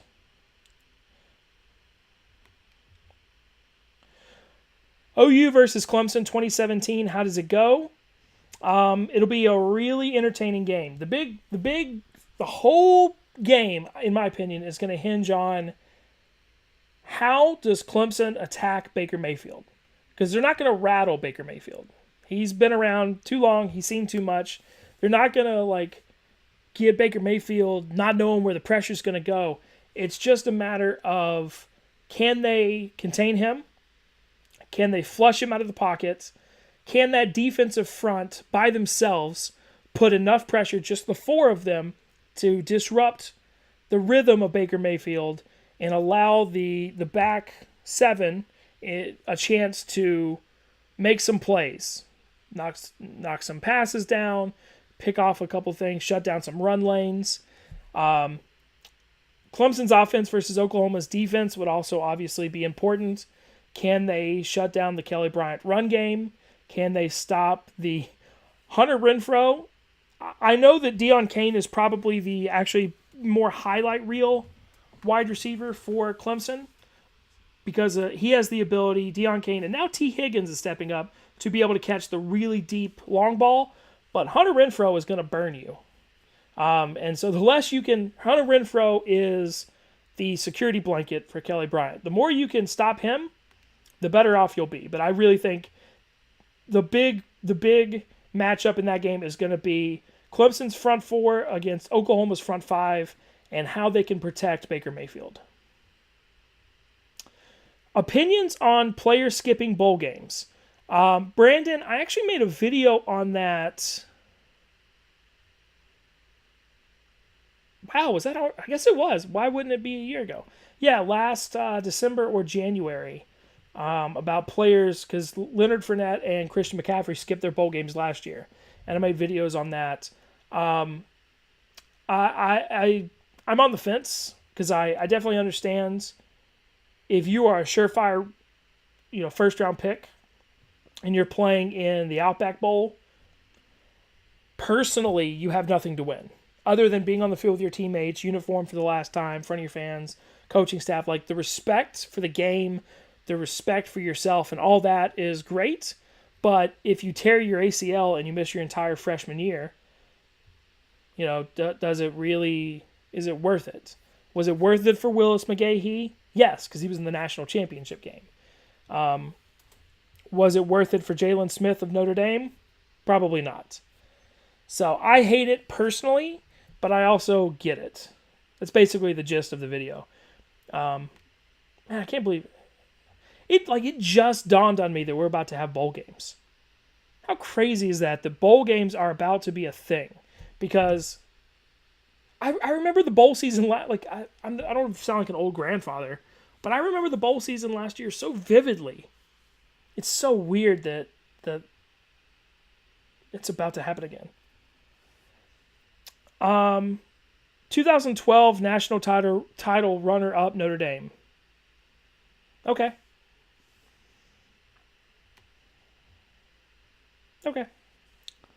It's not really a question. I assume you were talking to somebody else. If you are talking to other people in the chat, which I'm perfectly fine with, I love the idea of a community. Just do a little @ in their name, so I'll know.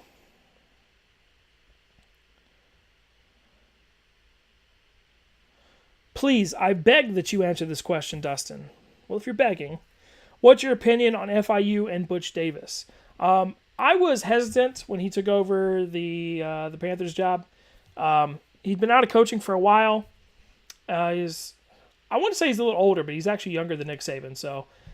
But that's a tough program to restart, and they were good his first year there. I think are they 8-4, 7-5.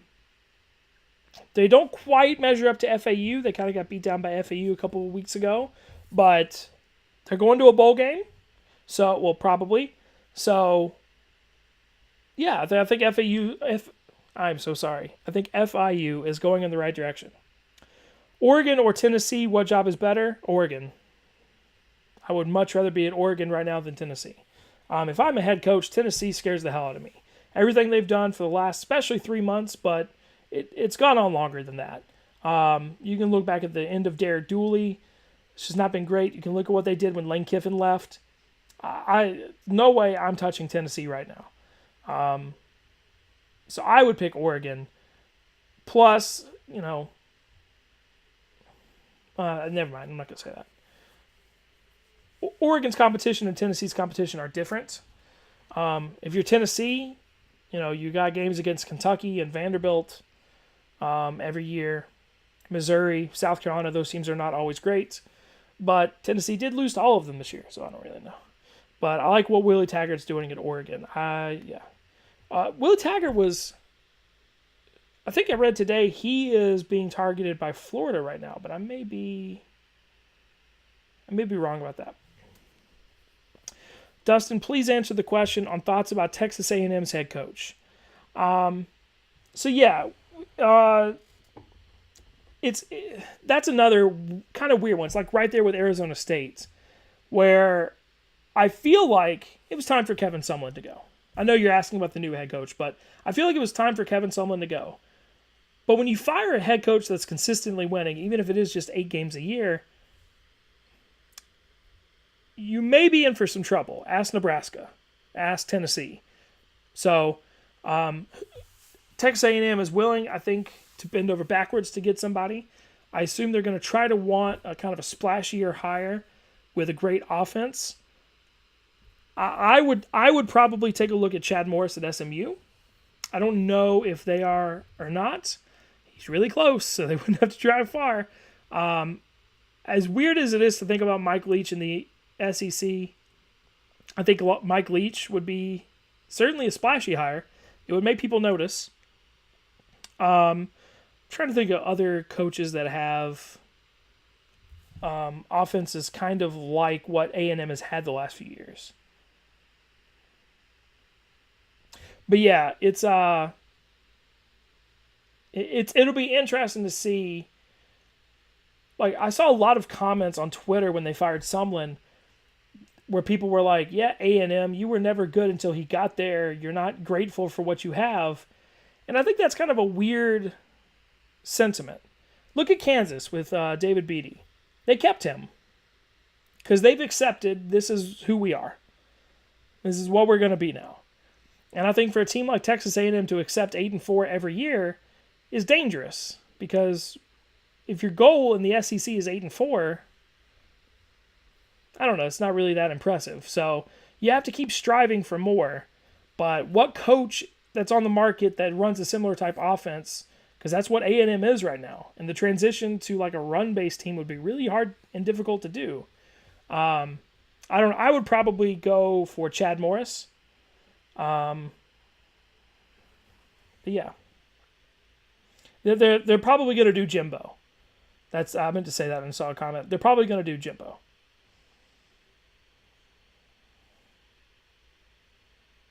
Dustin, please answer. Do you think Tennessee will hire Ryan Leaf?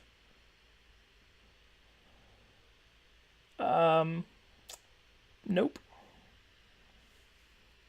How do you feel about Mike Riley being fired at Nebraska? I actually made a video on that as well.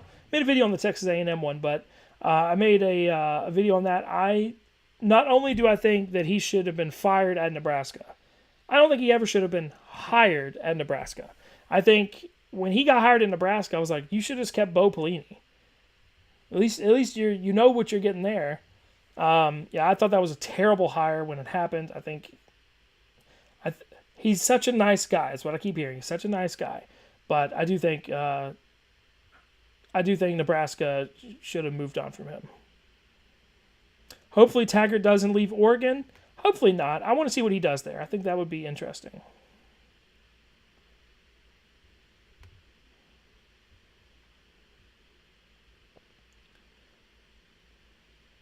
It's weird that every SEC team that LSU has beaten this year has fired their head coach except Auburn. Is that real? Let me look that up. Let me look at their schedule. BYU hasn't fired their head coach. They fired their offensive coordinator. Neither is Syracuse. So you were just making a joke. Florida, Ole Miss doesn't count. Arkansas, Tennessee, Texas A&M. A lot of them.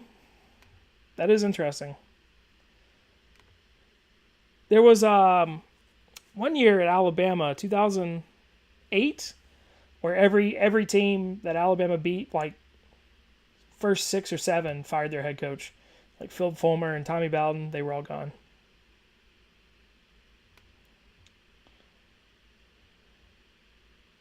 Do you think Venables will stay at Clemson until his kids get through college? I don't know, because I don't know what's in his head. I don't know what his motivation is. If it's legacy or money or to be there for his family. Theoretically, you could do both. Kids can transfer, things like that. But my brother, who's a diehard Clemson fan, keeps telling me there's no way Venables is leaving until his son, who I think is a commit this year, gets through. I don't know about that, but I think it would be tough if you are with your kid at a school and then you leave.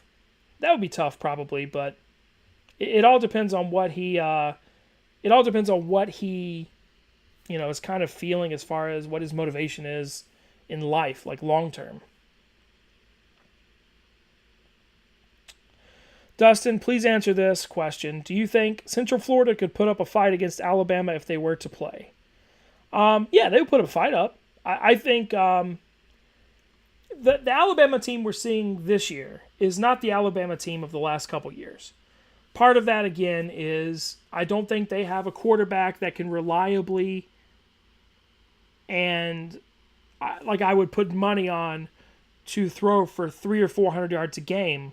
They just don't have that right now in Hurts. He's not that guy. Part of it is all the injuries on the defense would make it easier for Milton. But do I think Alabama would probably beat Central Florida? I think probably so. Especially if they were to meet up in a bowl game. I with all that planning, I do think they would win Alabama. But I think early on, I would not be surprised to see UCF up 10-0. like spring out quickly on them. But I do think Alabama would kind of grind the game out and end up winning.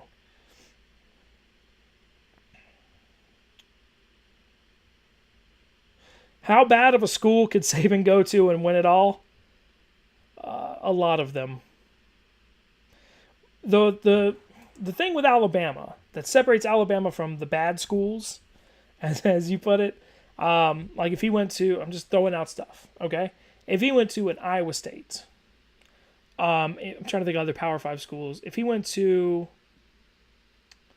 Colorado, I don't know if these schools would be able to have the infrastructure monetarily and all that stuff that Saban would require, because Alabama is a corporation, not just the university.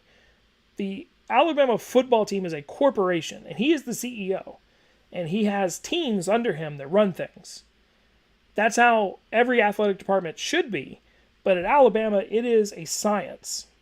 They do all kinds of weird stuff at Alabama. They have like dietists and nutritionists that come in and like they have all. I know that's pretty common, but they have a lot of really weird stuff, and I don't know if other teams could really produce that kind of stuff that Saban would probably require.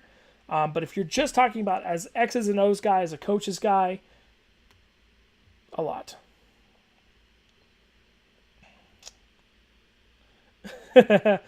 Dilly. I saw a sign at the Eagles game that said Philly Dilly, and it made me laugh more than it probably should have. Do you think Butch Jones will be a head coach again? I do. Part of it is, and if you look at the NFL, this is always the case, John Fox went 1-15 with the Panthers and got another job. Once you're a head coach, very rarely do you get one crack at it and that's it. A lot of teams, especially teams that are desperate, are willing to give second chances, especially if you go and, say, become a coordinator for a little bit and kind of wash the stink off of you. So, yeah, he'll be another head coach. He needs to be far away from Tennessee when he does that, because he will never live down what happened there. But if he goes somewhere like, I don't know, Wyoming, I think he'd do well there. Remember, he did really well at Cincinnati before he went there. Lex Steele, thank you very much again. I appreciate it with the $2 tip. Could a healthy Alabama beat the Browns? No. I love, like, selfishly as an Alabama fan, I love this. Could Alabama beat blank? A couple years ago it was, could Alabama beat the Falcons when they were not doing great? Could 2011 Alabama beat the 2008 Lions whenever they went winless? No, because, as good as Alabama is, the other team is full of, Alabama's plus at every position. I do love that question, though. It always makes me laugh. There used to be, I follow somebody on Twitter, and they posted something in like 1946. It used to be like the college all-stars versus like the Packers. And the college all-stars beat the Packers 30-10 or something. And I kind of like that idea. I know they will never do it because people will get hurt and contract disputes and all that kind of weird stuff. But I would love to see, like, I don't know, the college All-America team versus, somebody from the NFL. Or what about the CFL? I bet the CFL would be down to do that. The Grey Cup just happened. Maybe the CFL take on the Rough Riders. I think that's a team from Saskatchewan. They're green and yellow. That's the only reason I know them. Noble Bowles, favorite character in DBZ Abridged. I got on a DBZ Abridged, like mini love rant, if you will, Thursday nights. If you ever grew up a fan of Dragon Ball Z, please check out DBZ Abridged. They are so good at what they do. And a 3-part Cell Saga finale, I'm such a nerd, is coming out sometime after the new year, which I'm strangely excited for. I've been watching a lot of that for the last week or two. Favorite character, I mean, I can't pick a favorite. Nappa is great. Vegeta is great. So good.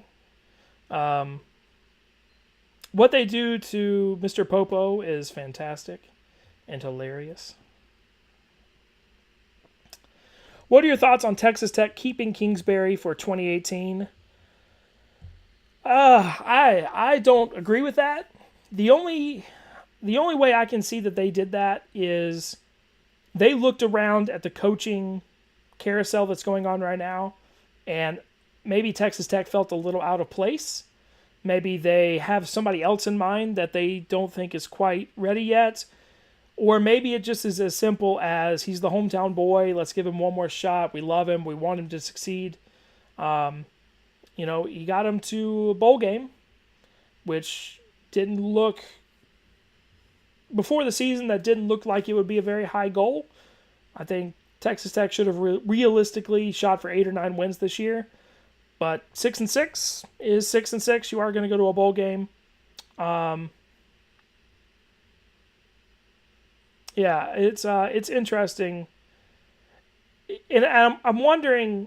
I doubt he is, but I'm wondering if somebody like Scott Frost is actually kind of worried about something like that happening with him in Nebraska, where if you come home, the idea is that you do something like Dabo, and you go off to this other school and you become really good and really successful and figure out all the ways to win, and you lose all the bad games at that school, and then you come home, which I don't think he will, but Dabo could come back to Alabama if Nick Saban were to retire, for instance. I don't think Dabo would fail at Alabama at all. But if you come home, that's supposed to be it. That's supposed to be the all the winning. And I wonder if Scott Frost is like, I don't really know if I want to go to Nebraska just yet. I don't know. Wisconsin Badgers, I assume the official account, asked me, "Hey Dustin, hope you're doing well. I was wondering if you think that a non-Power 5 team, excluding Notre Dame, will ever make the modern playoffs." Modern. Very interested to hear your answer.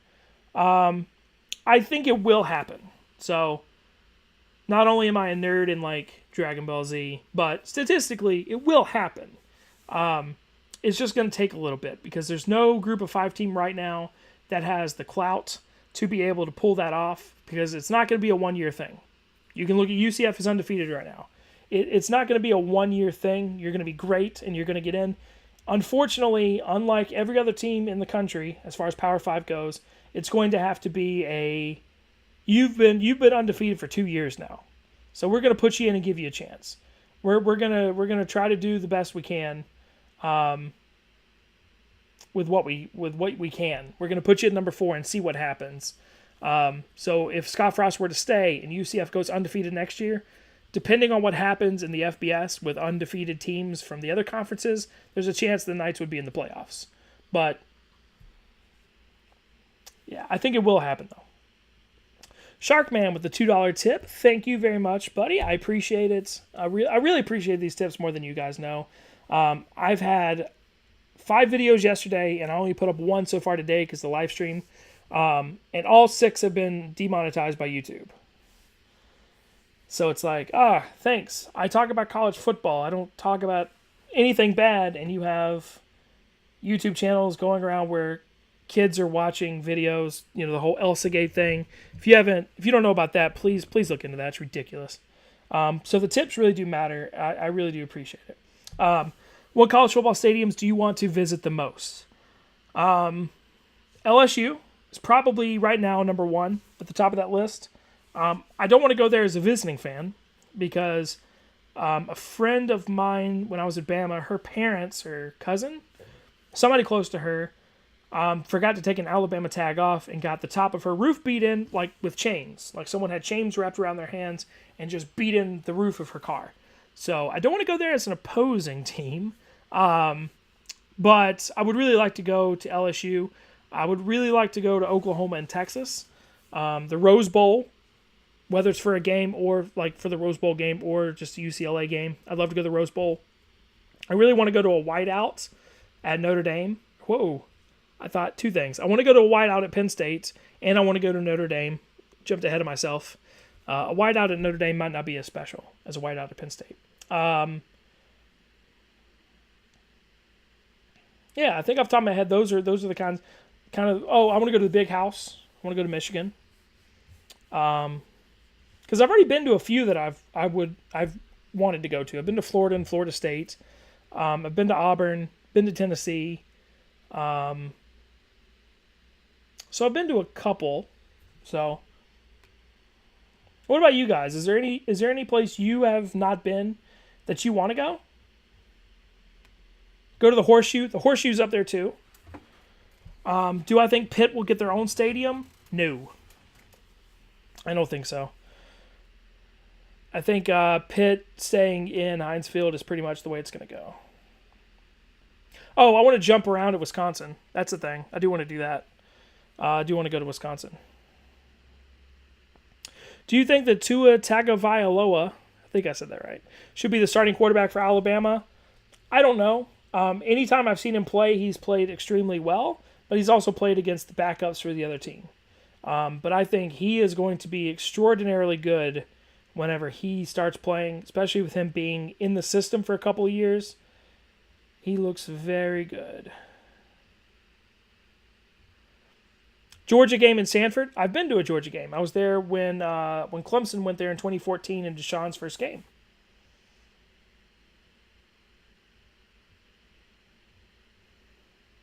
What do you think of Cal and Justin Wilcox after their first year?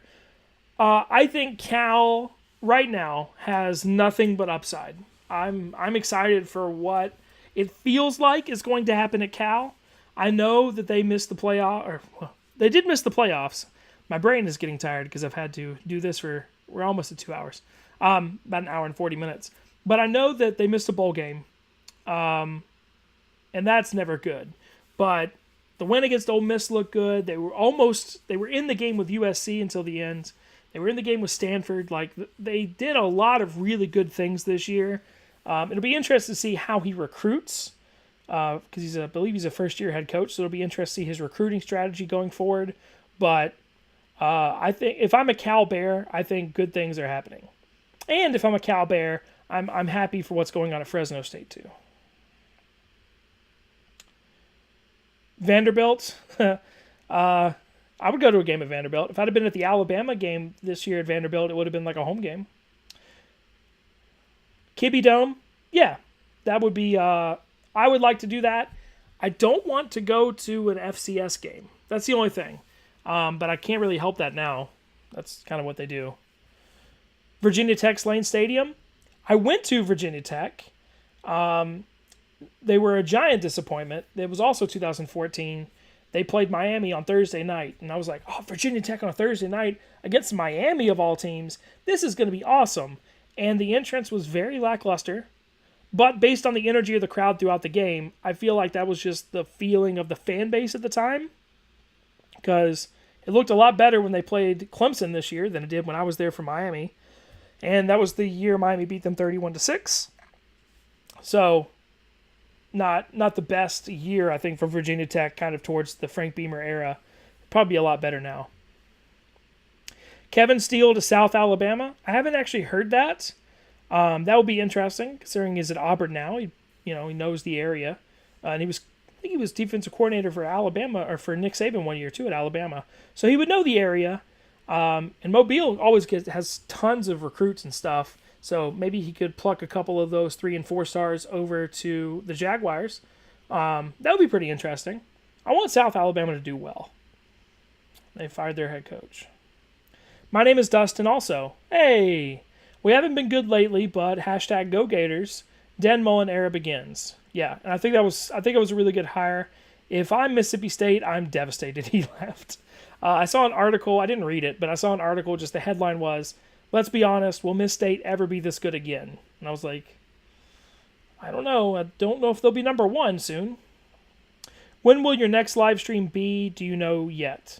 I'm planning on doing one Thursday, talking about the rankings that came out. Well, it comes out tomorrow. Will have come out when that live stream is, and talking about the games this upcoming weekend, championship weekend.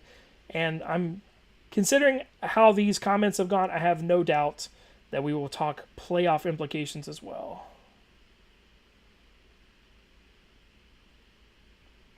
Hey, Dustin, I would love to tip, but I don't have Amazon. Do you have a Patreon? I feel like more people would use that. I don't have a Patreon. And here's my thoughts on why. Because Patreon is awesome. I know a lot of creators that use Patreon.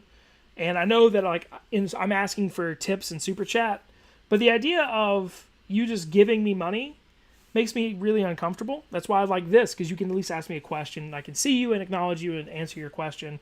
But also with Patreon, I feel like in order to really validate having a Patreon account, I need to do extra content on there.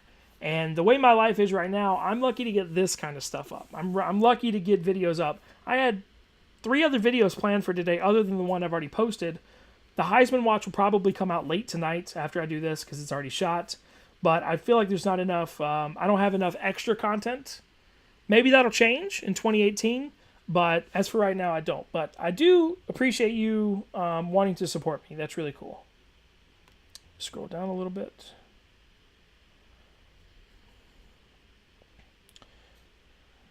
Do you want to visit Kinnick? Yeah, I do. I really want to do the wave to the hospital. I think that's really cool. But I can't just go. So like Penn State, like I specifically said, the whiteout game. I feel like there's some schools that I can go to for any game, and it would be awesome.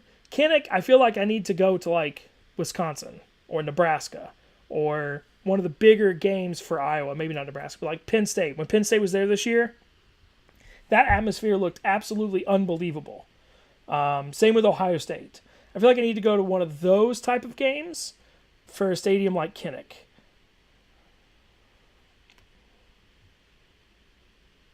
Do you miss Vern Lundquist? Kind of.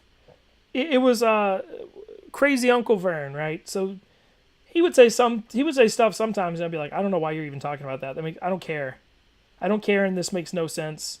Or he would say something, and Gary Danielson would be like, no. But he was still kind of the voice of the SEC. So for nostalgic reasons, yes. For actual breakdowns of games, not really. But when he would get really excited, it felt big. And I think that's what really good announcers do. Like Gus Johnson. Did I say that name? For some reason, that doesn't sound right. The guy at Fox. Whenever he gets really excited, it makes it better.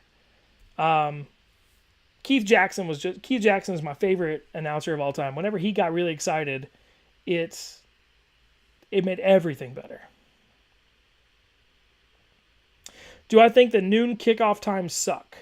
Not for me at home.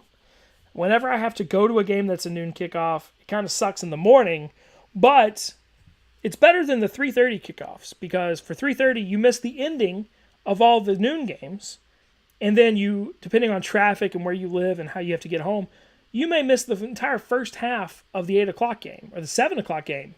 There were plenty of times at Clemson where they had 3:30 games. The game would finish at like 7:15. By the time we got back to our cars, it was almost 7:45.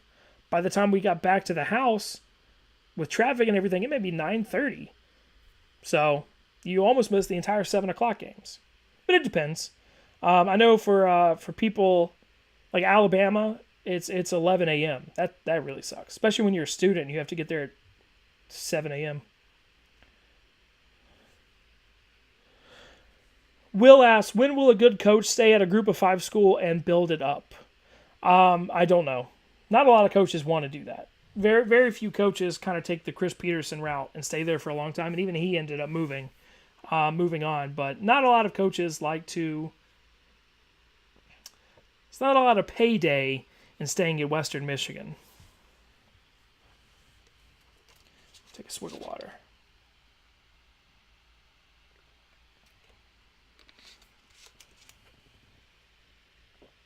Sharpman asks, will Navy beat Army and make it to a bowl game? For the first time in a very long time, I don't think so. I do think Army is going to pull it out. I know they won last year, but I thought Navy was going to win last year. I do think that Army will pull it out. Collaborate with Sports Gaming 1. Somebody mentioned his channel in my last live stream, and I checked it out, and he does a lot of the similar content that I do, so that would be kind of cool. Cool Person 7904 asks, who gets Tennessee coaching job? I said earlier in the live stream, I kind of went into it a little bit. The question is not who gets Tennessee coaching job, who wants Tennessee's coaching job, because I don't think a lot of established coaches do. Florida State is going to a bowl game? Yes. Unless the FSU you meant was, well, they have to beat ULM, but I think they will. And then unless the FSU means Fresno State, in which, yes, and they may be a conference champion when they go there. Thoughts on J.K. Dobbins? Very good. Very good rookie year as a freshman. And he made an immediate impact in that Indiana game. Everything is in front of him, and the Ohio State Buckeyes with him there. I think that's really good. Hey, Cam Hoy 629. Hello. Thoughts on Wilton Speight transferring? There was a lot of weirdness with Michigan this year with quarterbacks, and he's had some injuries. I'm very curious to see where he transfers to. I haven't heard that yet, but I did read today he's transferring. It's I don't think I blame him, but I think it does put Michigan in kind of a difficult position. But yeah, it'll be really interesting to see where he goes. I got a feeling he's going to go to like a MAC school. I don't know why. I have no knowledge on that. I just feel it in my heart. He's going to go to a MAC school. UAB's first year back reaction. Bill Clark, Coach of the Year. He's got to be up there. He's got to be CUSA Coach of the Year for sure. To do what he did at UAB from extinction to, I think, 7-5 and a bowl game, that's...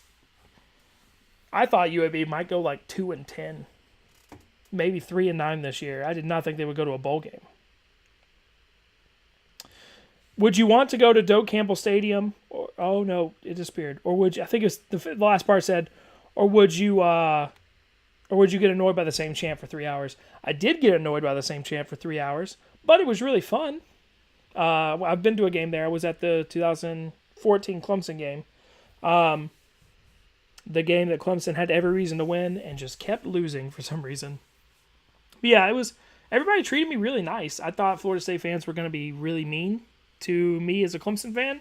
They didn't. I went to a bar, and maybe it's because I was rooting against Florida. Alabama was playing Florida that day. But everybody treated me really nice. I got in the stadium. Nobody gave me any problems or anything. They did do that chant, the little, every chance they got, but a lot of schools do that. Clemson does the cadence count a lot. South Carolina plays Sandstorm a lot.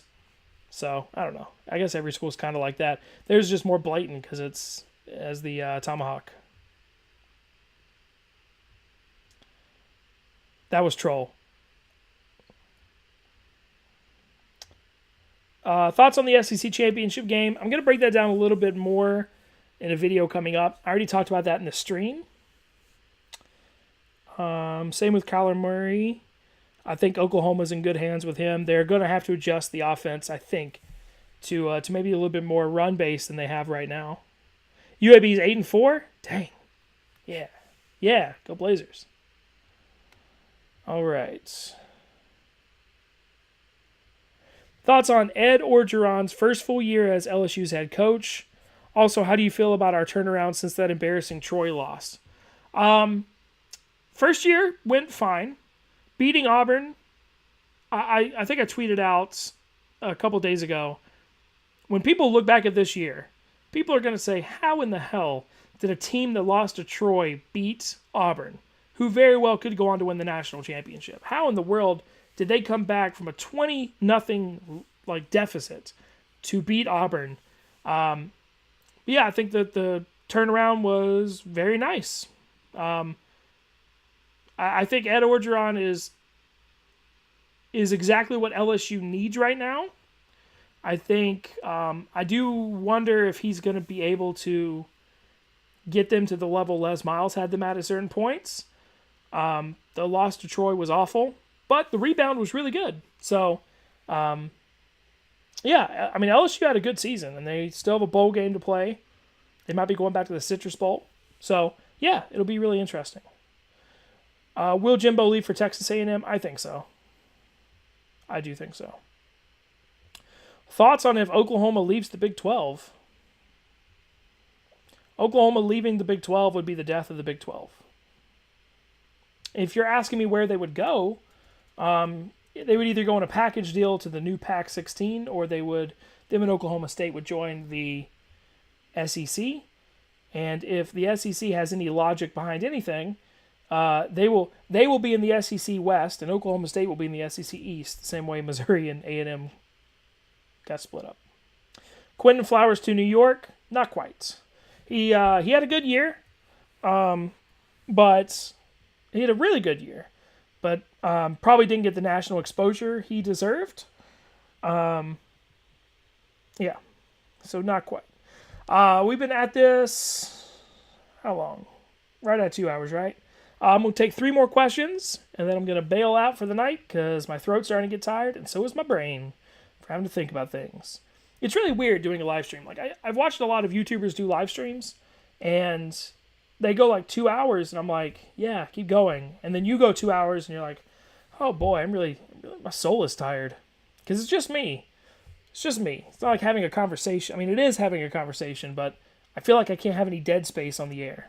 So I'll take 3 more quality questions, not just things I can say yes, no to.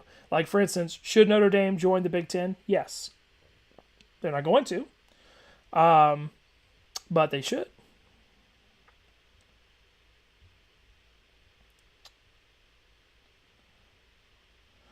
Good night, Wisconsin Badgers. Sweet dreams. John O'Corn or an ear of corn. I saw that article. I don't think it was SB Nation. I saw an article that literally said which one is better, and it made me laugh. Come to Memorial Stadium in Nebraska. Yeah, that's one too. I want to go to Nebraska. It's tainted a little bit because of what's going on with their coaching right now. But yeah, I would love to go to a Nebraska home game. I've heard it's one of the nicest fan bases and one of the coolest to go to. So that would be really nice. Any thoughts on the FCS playoffs? I actually have a video that is going to come out tomorrow on that. I meant to do a preview video last week, and life things happened, so I didn't quite get around to that. But Furman won on a blocked extra point. It's pretty nuts. And I'm like, Nichols fumbled going into the end zone.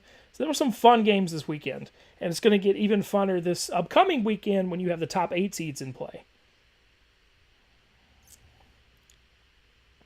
What's your New Year's 6? Bye, young Steph. What's your New Year's 6 bowls? I made a video on that yesterday too, so definitely make sure to check that out. I kind of think it depends on if Ohio State wins or if Wisconsin wins, to how we split it.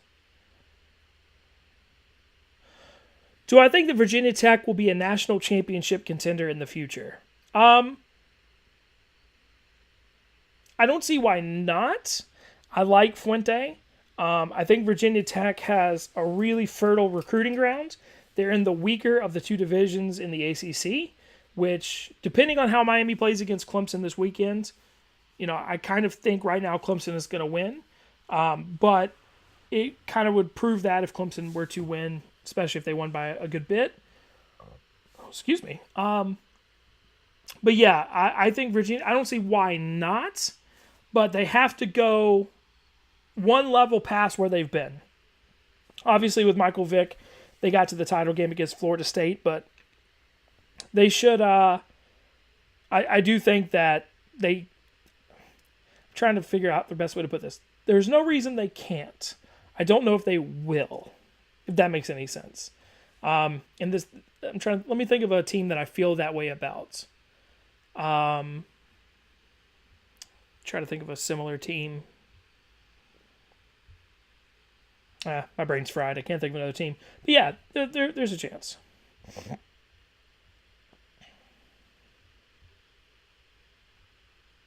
Great live stream. Thank you. Appreciate it. I try. I hope these are fun for you guys. I know I miss a lot of questions, and I apologize. It goes too fast, and I ramble. Sorry.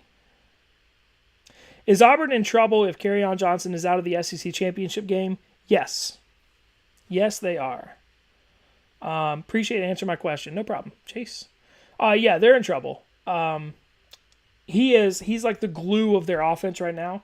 I think Stidham can still get it done. Auburn still has quality running backs, but he's the linchpin of their whole operation right now.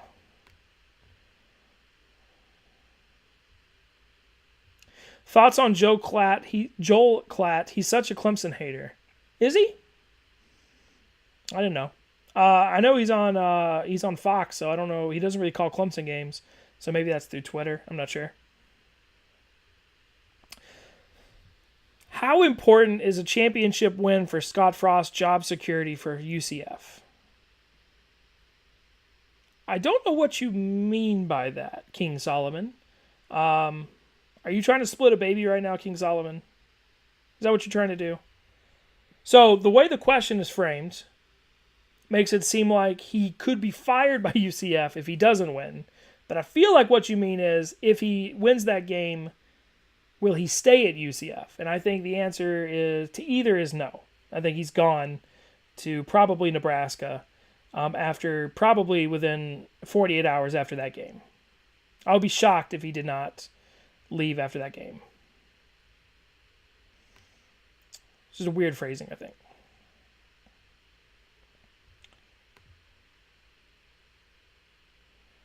Who replaces Dan Mullen at Mississippi State? That I don't know. He left that program so much better than when he got it. Miss State was not a great... When he first went to Mississippi State, I remember when he got hired, I was like, good luck, man. And he did. He turned that entire program around. So it's way more desirable right now than it was when he first took it over.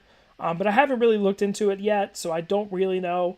It's the same candidates for a lot of jobs. You're going to have maybe Brent Venables, maybe Chad Morris, Lane Kiffin. I doubt to Miss State, but Lane Kiffin's name is out there.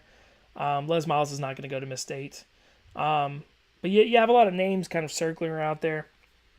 For a lot of these jobs, I read something. Ed Orgeron is the second or third longest tenured head coach in the SEC West, and he started this year as the full-time coach. So it's Saban, Malzahn, Orgeron, because everybody else has been fired. And of course, Matt Luke got the Ole Miss job today, which, that's fine, I guess. I didn't really see much this year, but they were really hampered with a lot of problems this year. And I do kind of, I'm going to put my conspiracy theory hat on for a second. I kind of feel like they were like, let's give it to this guy. Sanctions are going to destroy our program. When it goes downhill, we can fire him and hire somebody else. But I have no basis for that. It's just something I'm thinking. Dwayne Haskins or JT Barrett? I say Dwayne Haskins. First off, that depends on how JT Barrett's Cartney feels. He had am I remember this right? A dislocated meniscus? I didn't know that was a thing. Apparently his cartilage or something popped out of place. His tendon popped out of place. That sounds awful. So it depends on that. But the way Haskins played after JT Barrett went down, I don't want to start throwing around the name Cardale Jones, but I think you still got to start Barrett. You still got to start, the horse that brought you, the girl that brought you the dance, whatever that old saying is. The horse that brought you to the dance. But if his knee isn't 100%, I don't see why Haskins would not go in. I mean, the way he played against Michigan was great. UTEP will win a game next year, I believe. I hope so. This was not the year for them. How about Bobby Petrino to Miss State and then Jeff Brom to Louisville? That'd be interesting. I don't know why anybody would hire Bobby Petrino. If you're talking about character issues with Greg from Ohio State, Greg Schiano, I don't think Bobby Petrino is a much bigger character question mark than he is. But Jeff Brom to Louisville, I know he'd love to make that happen. I don't know if Bobby Petrino would go to Miss State. Maybe. I don't think Bobby Petrino wants to live in a world without Lamar Jackson. And I know he'd love to get back in the SEC. And I think Bobby Petrino is going to another job this year. I've thought that all year long. He's the kind of guy that is always willing to, he always seems like the kind of guy that's willing to, stab somebody in the kidneys to take another job. So I think he will, he'll move on after this year. All right. I'm going to get one more question, and then we'll call it a night. Thank you guys very much for hanging out with this live stream. We have 115 here. We've had as much as 130, I think, which is really cool. We're at 99 likes and 1 dislike. There it is. There it is. I don't... Literally, the second I said it, it changed. But the chat is behind me, so I feel like you didn't know I was saying that. But thank you. We just hit 100 likes, so that's really cool. Let me find a good one. Find a good question for this last one.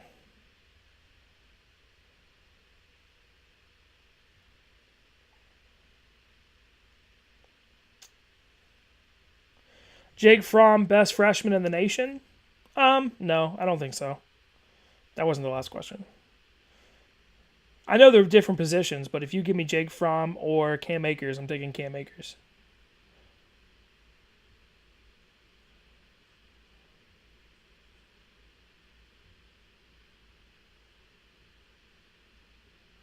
I know it's a lot of quiet. I apologize. I'm trying to find a really good question. There you go. Andrew Gateman? Gayton? I hope I said that right.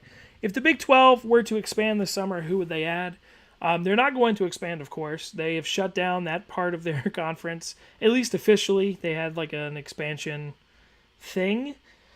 Arm or whatever of their conference where they were actively looking at teams. They had 21 teams they were looking at. If they were to expand, I do think they would probably add Memphis. Gets them into a really big market in Tennessee, kind of a linchpin city around all the other states that are right there, Missouri, Mississippi, and Tennessee, if my geography is correct. But Memphis, who would be they would probably want to balance it in a way. I don't know if they would want to do Big 12 North, Big 12 South like they did in the past. They may go more of an East-West split. I selfishly think that they want to put Texas, Oklahoma in the Big 12 championship game, which they can do right now. But if they split the divisions, maybe not, depending on how they split it. I think BYU would be a great choice if BYU played on Sunday. Because the other sports, that's almost an impossible request. But conferences did it in the past. The WAC and the Mountain West both did it. So if I were Big 12 commissioner, is this still Bob Bowlesby? I can't remember. But if I was the Big 12 commissioner, I would probably do... Before this year, I may have said Memphis and Cincinnati to give kind of a bridge to West Virginia. But Cincinnati may not be the best gig. They have a lot of potential. If I could pick, I would probably pick... I might still go with Memphis, Cincinnati. Who would y'all get? James Madison? Oh man, I thought West Virginia was far. You want to go to Virginia?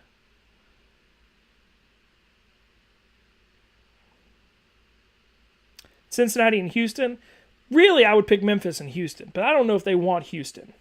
They pretty much got the whole Texas market nailed down. What about a team like, no. I was going to say Troy. No, not Troy. I don't know. Somebody from the... I think it would be really interesting if they took an App State. But again, Virginia's really far for Oklahoma to go to. Eastern Washington, BYU, Cincinnati, and Houston. Yeah. I'm fine with that. Memphis and Cincinnati. Yeah, I'm fine with all those. All right, guys. Well, USF and UCF, I'm fine with those as well, actually. Actually, I would probably do that. I would probably take one of those two in Memphis. Why not? Just make it a whole national conference like the American conferences. All right, well, as you can tell, my voice is starting to go a little bit, and I'm going to go make other videos for tomorrow. So tomorrow, a lot of videos are going out. Heisman Watch is probably going to go out tonight, maybe tomorrow. I want to do a video on the FCS playoffs. I want to do a video talking about some of the coaching hires. It's going to be a little bit of a longer video because I'm going to talk about a few different things, few different teams, and of course the Eliminator. The last Eliminator is tomorrow. So expect that. I appreciate all of you guys watching this stream. Those of you who donated, I really appreciate it. I had people that donated multiple times. That really means a lot that you put money in the pot twice or 3 times. I really appreciate it. So thank you guys so much for watching. I really hope you enjoyed the video. Yeah, the next live stream I'm planning is going to be on Thursday night. We will be in here talking about the playoffs, about championship weekend, about the rankings that came out on Tuesday. So definitely make sure to stop in Thursday, probably around the same time, probably start around 9 or 9:15 Eastern time, 6:15 Pacific, and we can talk and hang out then. So until then, thank you guys very much, and as always, until next time. Then Clemson's in. It kind of comes down to Alabama, Ohio State, and honestly, I think right now that's a coin flip. So that is my opinion. Get rid of this person.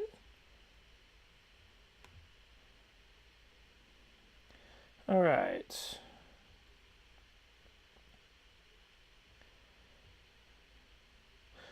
Andy Tutik asks who you got, Auburn or Georgia. So coming into Saturday, I figured whoever won the Iron Bowl would pretty easily be I thought that was the SEC championship, to be honest with you. I think Georgia dominated through an SEC East that was not good at all. Their win over Notre Dame doesn't look as good as it once did. So I was kind of thinking, but then Kerryon Johnson got hurt. He got hurt in really throughout the Iron Bowl. If you watched it closely, you could tell he was losing half a step here and there, missing a cut here or there that he really had in the first quarter. Alabama could not stop him in the first quarter. So I haven't really dug into the analytics. I know in the original Georgia-Auburn game, Georgia had a chance to go up 20-16. If you remember, right before the half, Georgia missed a field goal. I think it hit the upright. And then Auburn got the ball first, 3 and out, and then Georgia miffed the punt coming back from halftime. And then Auburn drove right down and scored. They were already in field goal range. It was 23-10, really quick. And it could have been 20-16 Georgia in the second half with more momentum. And they never could get the running game going. Then they had to play from behind with Fromm at quarterback. So I think if Kerryon Johnson is healthy and plays, I think Auburn wins. Otherwise, I think it's going to be a little closer than a lot of people probably think. KPW Dog says UGA 27, Auburn 20. Maybe. Nick Smith says, Dustin, this is my top 4 right now. 1, Oklahoma. 2, Clemson. 3, Auburn. 4, Wisconsin. Yeah, I'm fine with that. I actually have Oklahoma number 1 in my poll. The thing about Clemson, a lot of people are talking about Clemson's quality wins. Sure, Clemson has some good wins. Right now they have the best win in the country at Auburn.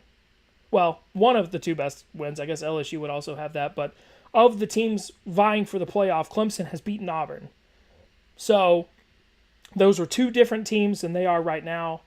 Cameron Petway was the running back in that Clemson game. Kerryon Johnson, I can't remember if he was hurt, but he had no carries in that game. So they weren't even the same. I think Clemson's defense sacked Jarrett Stidham 11 times. So not even the same universities, basically. Definitely not the same football teams. Same universities, but not the same football teams. So different, but they do still have the win over Auburn. But in my opinion, the rest of Clemson's schedule, they beat, I think it's, 7 ranked teams, 4 ranked teams on the road. I mean, sure. Like, you're counting Louisville in that. They count 8 teams. They beat 8 teams with a winning record. That includes Boston College and Wake Forest. I don't know. I don't think it's as impressive as a lot of Clemson fans think it is. Louisville's not an easy place to win, but the Louisville team that Clemson played isn't that much different than the Louisville team that is playing right now. And other than a beatdown of Kentucky, they were in a shootout with North Carolina the week before. They allowed Boston College to get 45 points.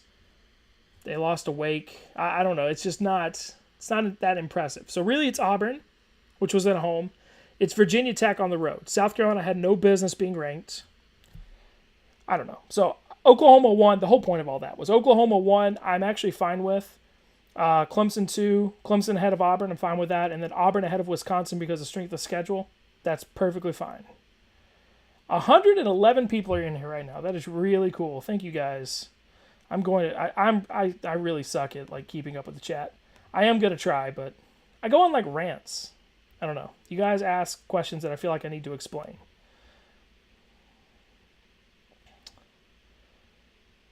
Noble Bowles says, no one's stopping the Eagles right now. That's what's up. I have my Eagle shirt on, and then I have this little Carson Wentz toy right here. I don't like that he's in the all-black uniform. I wish he was in the green, but what are you going to do? That's going to fall on my head later in the stream.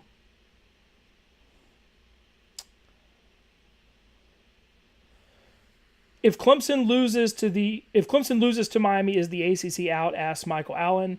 No, the winner of the ACC championship is going to be in the playoff. It doesn't matter if it's by a point or by 48 points. They're both. Either one is going to be in. The loser is going to be out, no matter what. In my opinion. Alabama's best win is against Mississippi State, who lost to Ole Miss. I mean, yes. Alabama's only 2 quality wins, I think, were Miss State and LSU, really. And Miss State beat LSU by 30 points, so ipso facto, Miss State. But that's a little unfair, because Nick Fitzgerald, his foot was facing behind him, the second series of that game. And Ole Miss jumped out big, and Miss State kind of came back. We were on the stream when this happened on Thanksgiving night, for those of you who are here. But if Nick Fitzgerald's feet both pointed forward, I think Miss State probably wins that game. So that's a little unfair, but yeah, that probably was Alabama's best win. Do you think Oklahoma can win a national championship with their defense? I think Oklahoma can win a national championship with their offense. Their defense, if they can get a stop or two here and there, that may just be enough. I think Oklahoma can score 30, maybe 40. I don't know if they can score 40 on Clemson. But they could probably score 30 points on pretty much every defense in the country. And against somebody like Clemson, that may be enough if you can get the right stops at the right time and a turnover here and there, even though Clemson doesn't really turn the ball over. I think if I'm Oklahoma, I really want to play Wisconsin. But, see, Wisconsin has a good defense, too. Auburn's defense is getting better. Excuse me. Kevin Steele, Auburn's defensive coordinator, is up for the Broyles Award. The more I think about it, Oklahoma's just going to figure out a way to score. Their defense, if they get in the playoff, they're going to have the worst defense in the playoff statistically. But part of that is because of the other offenses they play, too, right? If you play Oklahoma State and TCU and a lot of those teams that can really throw the ball a lot. Jack Kreiner, Eagles, Super Bowl 52 bound. Don't jinx us.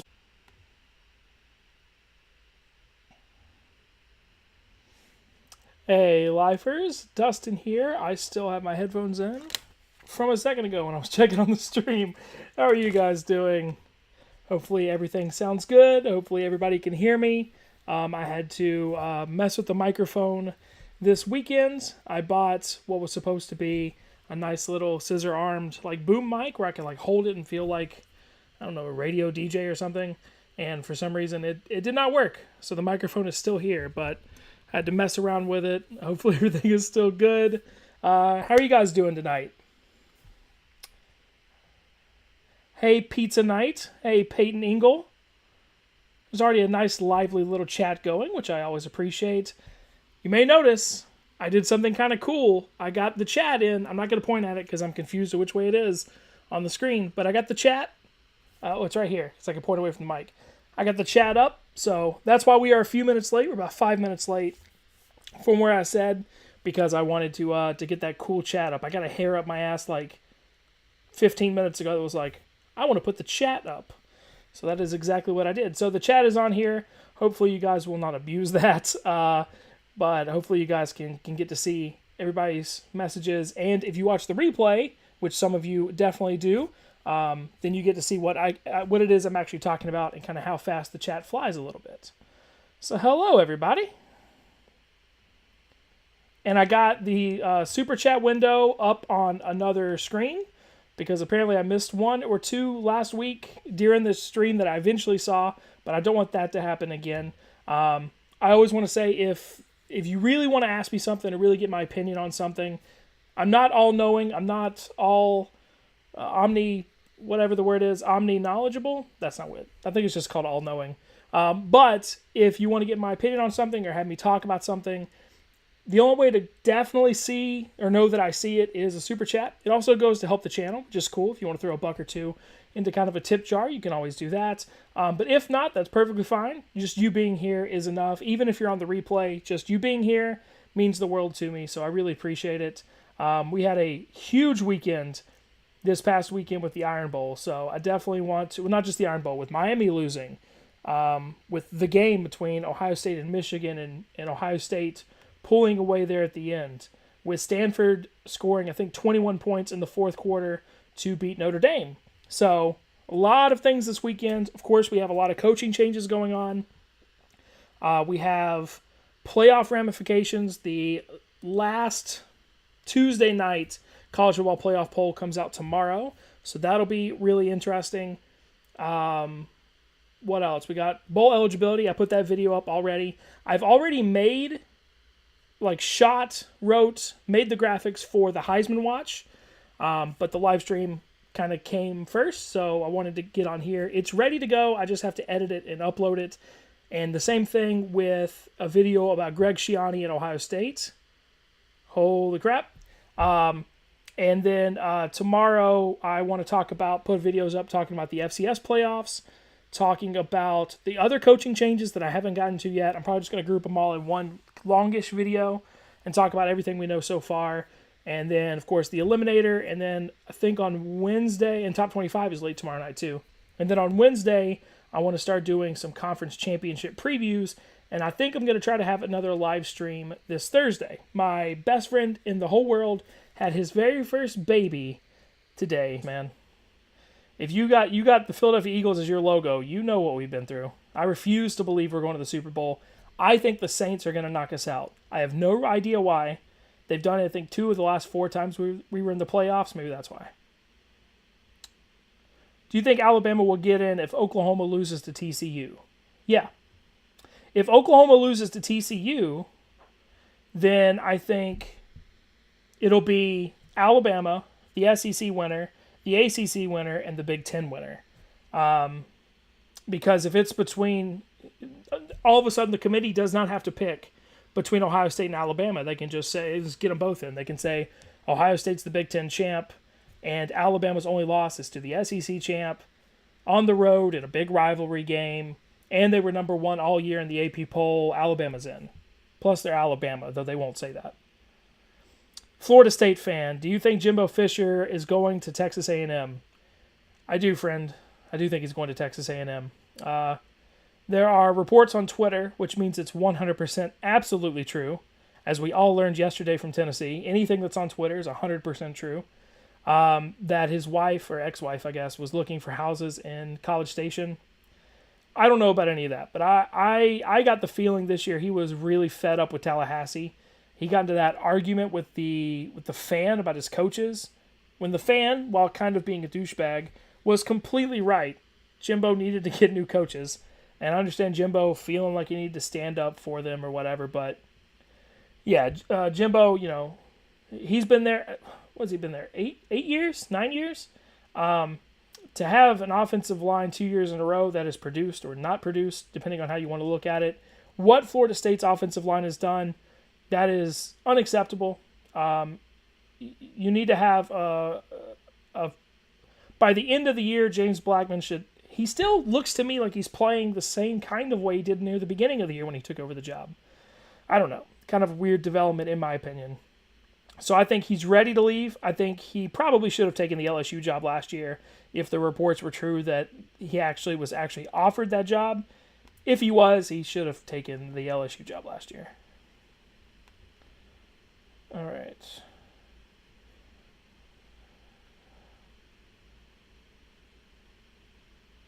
Is Fresno State the best 3-loss team? I have no idea. Probably not. There's a lot of 3-loss teams.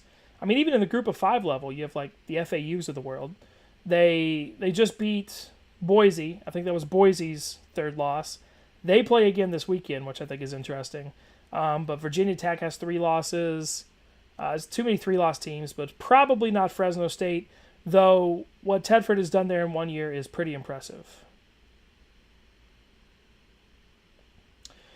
Multi-Megatron 81 says, do you think that the Orange Bowl a couple of years ago gives the Sooners some motivation if they play Clemson? Yeah, I think so. I actually was at that game, which was really fun.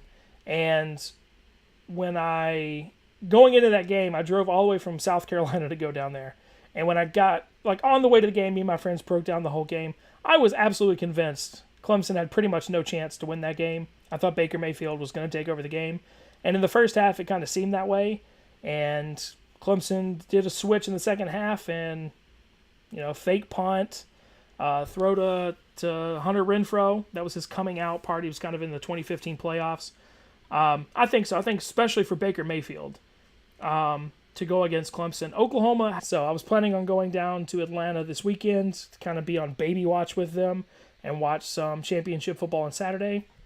That's not going to happen now, so I will be here Thursday night. So babies ruin everything, but they also save everything because now it means I get to talk to you guys. So that is really cool. So I'm going to keep checking the super chat thing because I definitely don't want to miss that because I felt like a total jerk for missing that last time.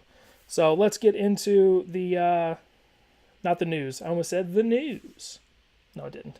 Let's get into whatever you guys want to talk about. So there's a lot going on. We can talk about some games that happened this weekend. We could talk about head coaches. We could talk about bowl matchups. I put a New Year's 6 video up yesterday. Hopefully you guys got a chance to see that. We can talk about anything. I'm going to kind of let the questions guide the discussion as I typically do because you guys are the ones in the chat. You are the ones that care enough to not only watch but also ask questions. So I'm going to kind of let you guys dictate it. So ask away. Let's have a little communication. All right. So, South Carolina mapping. I don't know why people think Clemson losing to Syracuse means that Clemson is bad. Clemson is the best team as of right now. No to both of those things. So, Clemson losing to Syracuse is not good. Even with a really hurt, immobile Kelly Bryant for the first half, even with a backup kicker, even on the road, even on a short week, which Syracuse also had a short week, there's no reason Clemson should have lost to Syracuse. It's one of the worst losses of the entire college football season. And it really casts doubt on Clemson. They've rebounded nicely. They've done pretty much everything you can ask for them to do. And if they beat Miami, they will be in the playoff, probably as the number 1 seed, which is where I assume they will be tomorrow night. But Clemson is not, in my opinion, it's all opinion, Clemson is not the best team right now. I think that Auburn would beat Clemson as long as Kerryon Johnson is fully healthy. I think Oklahoma Clemson will be fun. Clemson may actually win that game, but I think if they played next week, Oklahoma is the hottest team in the country, other than maybe Auburn in my opinion, so that may dictate that. And as always, I get really behind in the chat, and I like to make eye contact with you and look at you through the webcam. So I'm going to miss a lot of chats. I apologize. I'm not avoiding you on purpose, I promise. LZZ's channel says, what has to happen for Ohio State to get in? I talked about that in the video yesterday. Basically, they need to beat Wisconsin, Pretty obvious. They need Oklahoma to win. They need Georgia to win. And they need Miami to win. No, that's not true. They need Clemson to win. So they need it to be Clemson, Oklahoma, Ohio State, and Georgia as the conference champions. Because if Auburn loses, Alabama's loss to Auburn no longer looks as good. And with Ohio State's not lack of strength of schedule, they have 2 losses. The loss to Iowa was a bad. Losing to Iowa is not a bad loss. The way they lost to Iowa is a bad loss. So if you go head-to-head with Alabama, you need Auburn to lose. And beating Wisconsin will open up that 4th slot. And even then, I don't know. I still feel like Alabama's going to be ranked 5th tomorrow. And Ohio State is probably going to be 7th behind Georgia at 6, would be my guess right now. And if Georgia beats Auburn, Georgia's in, Oklahoma's in.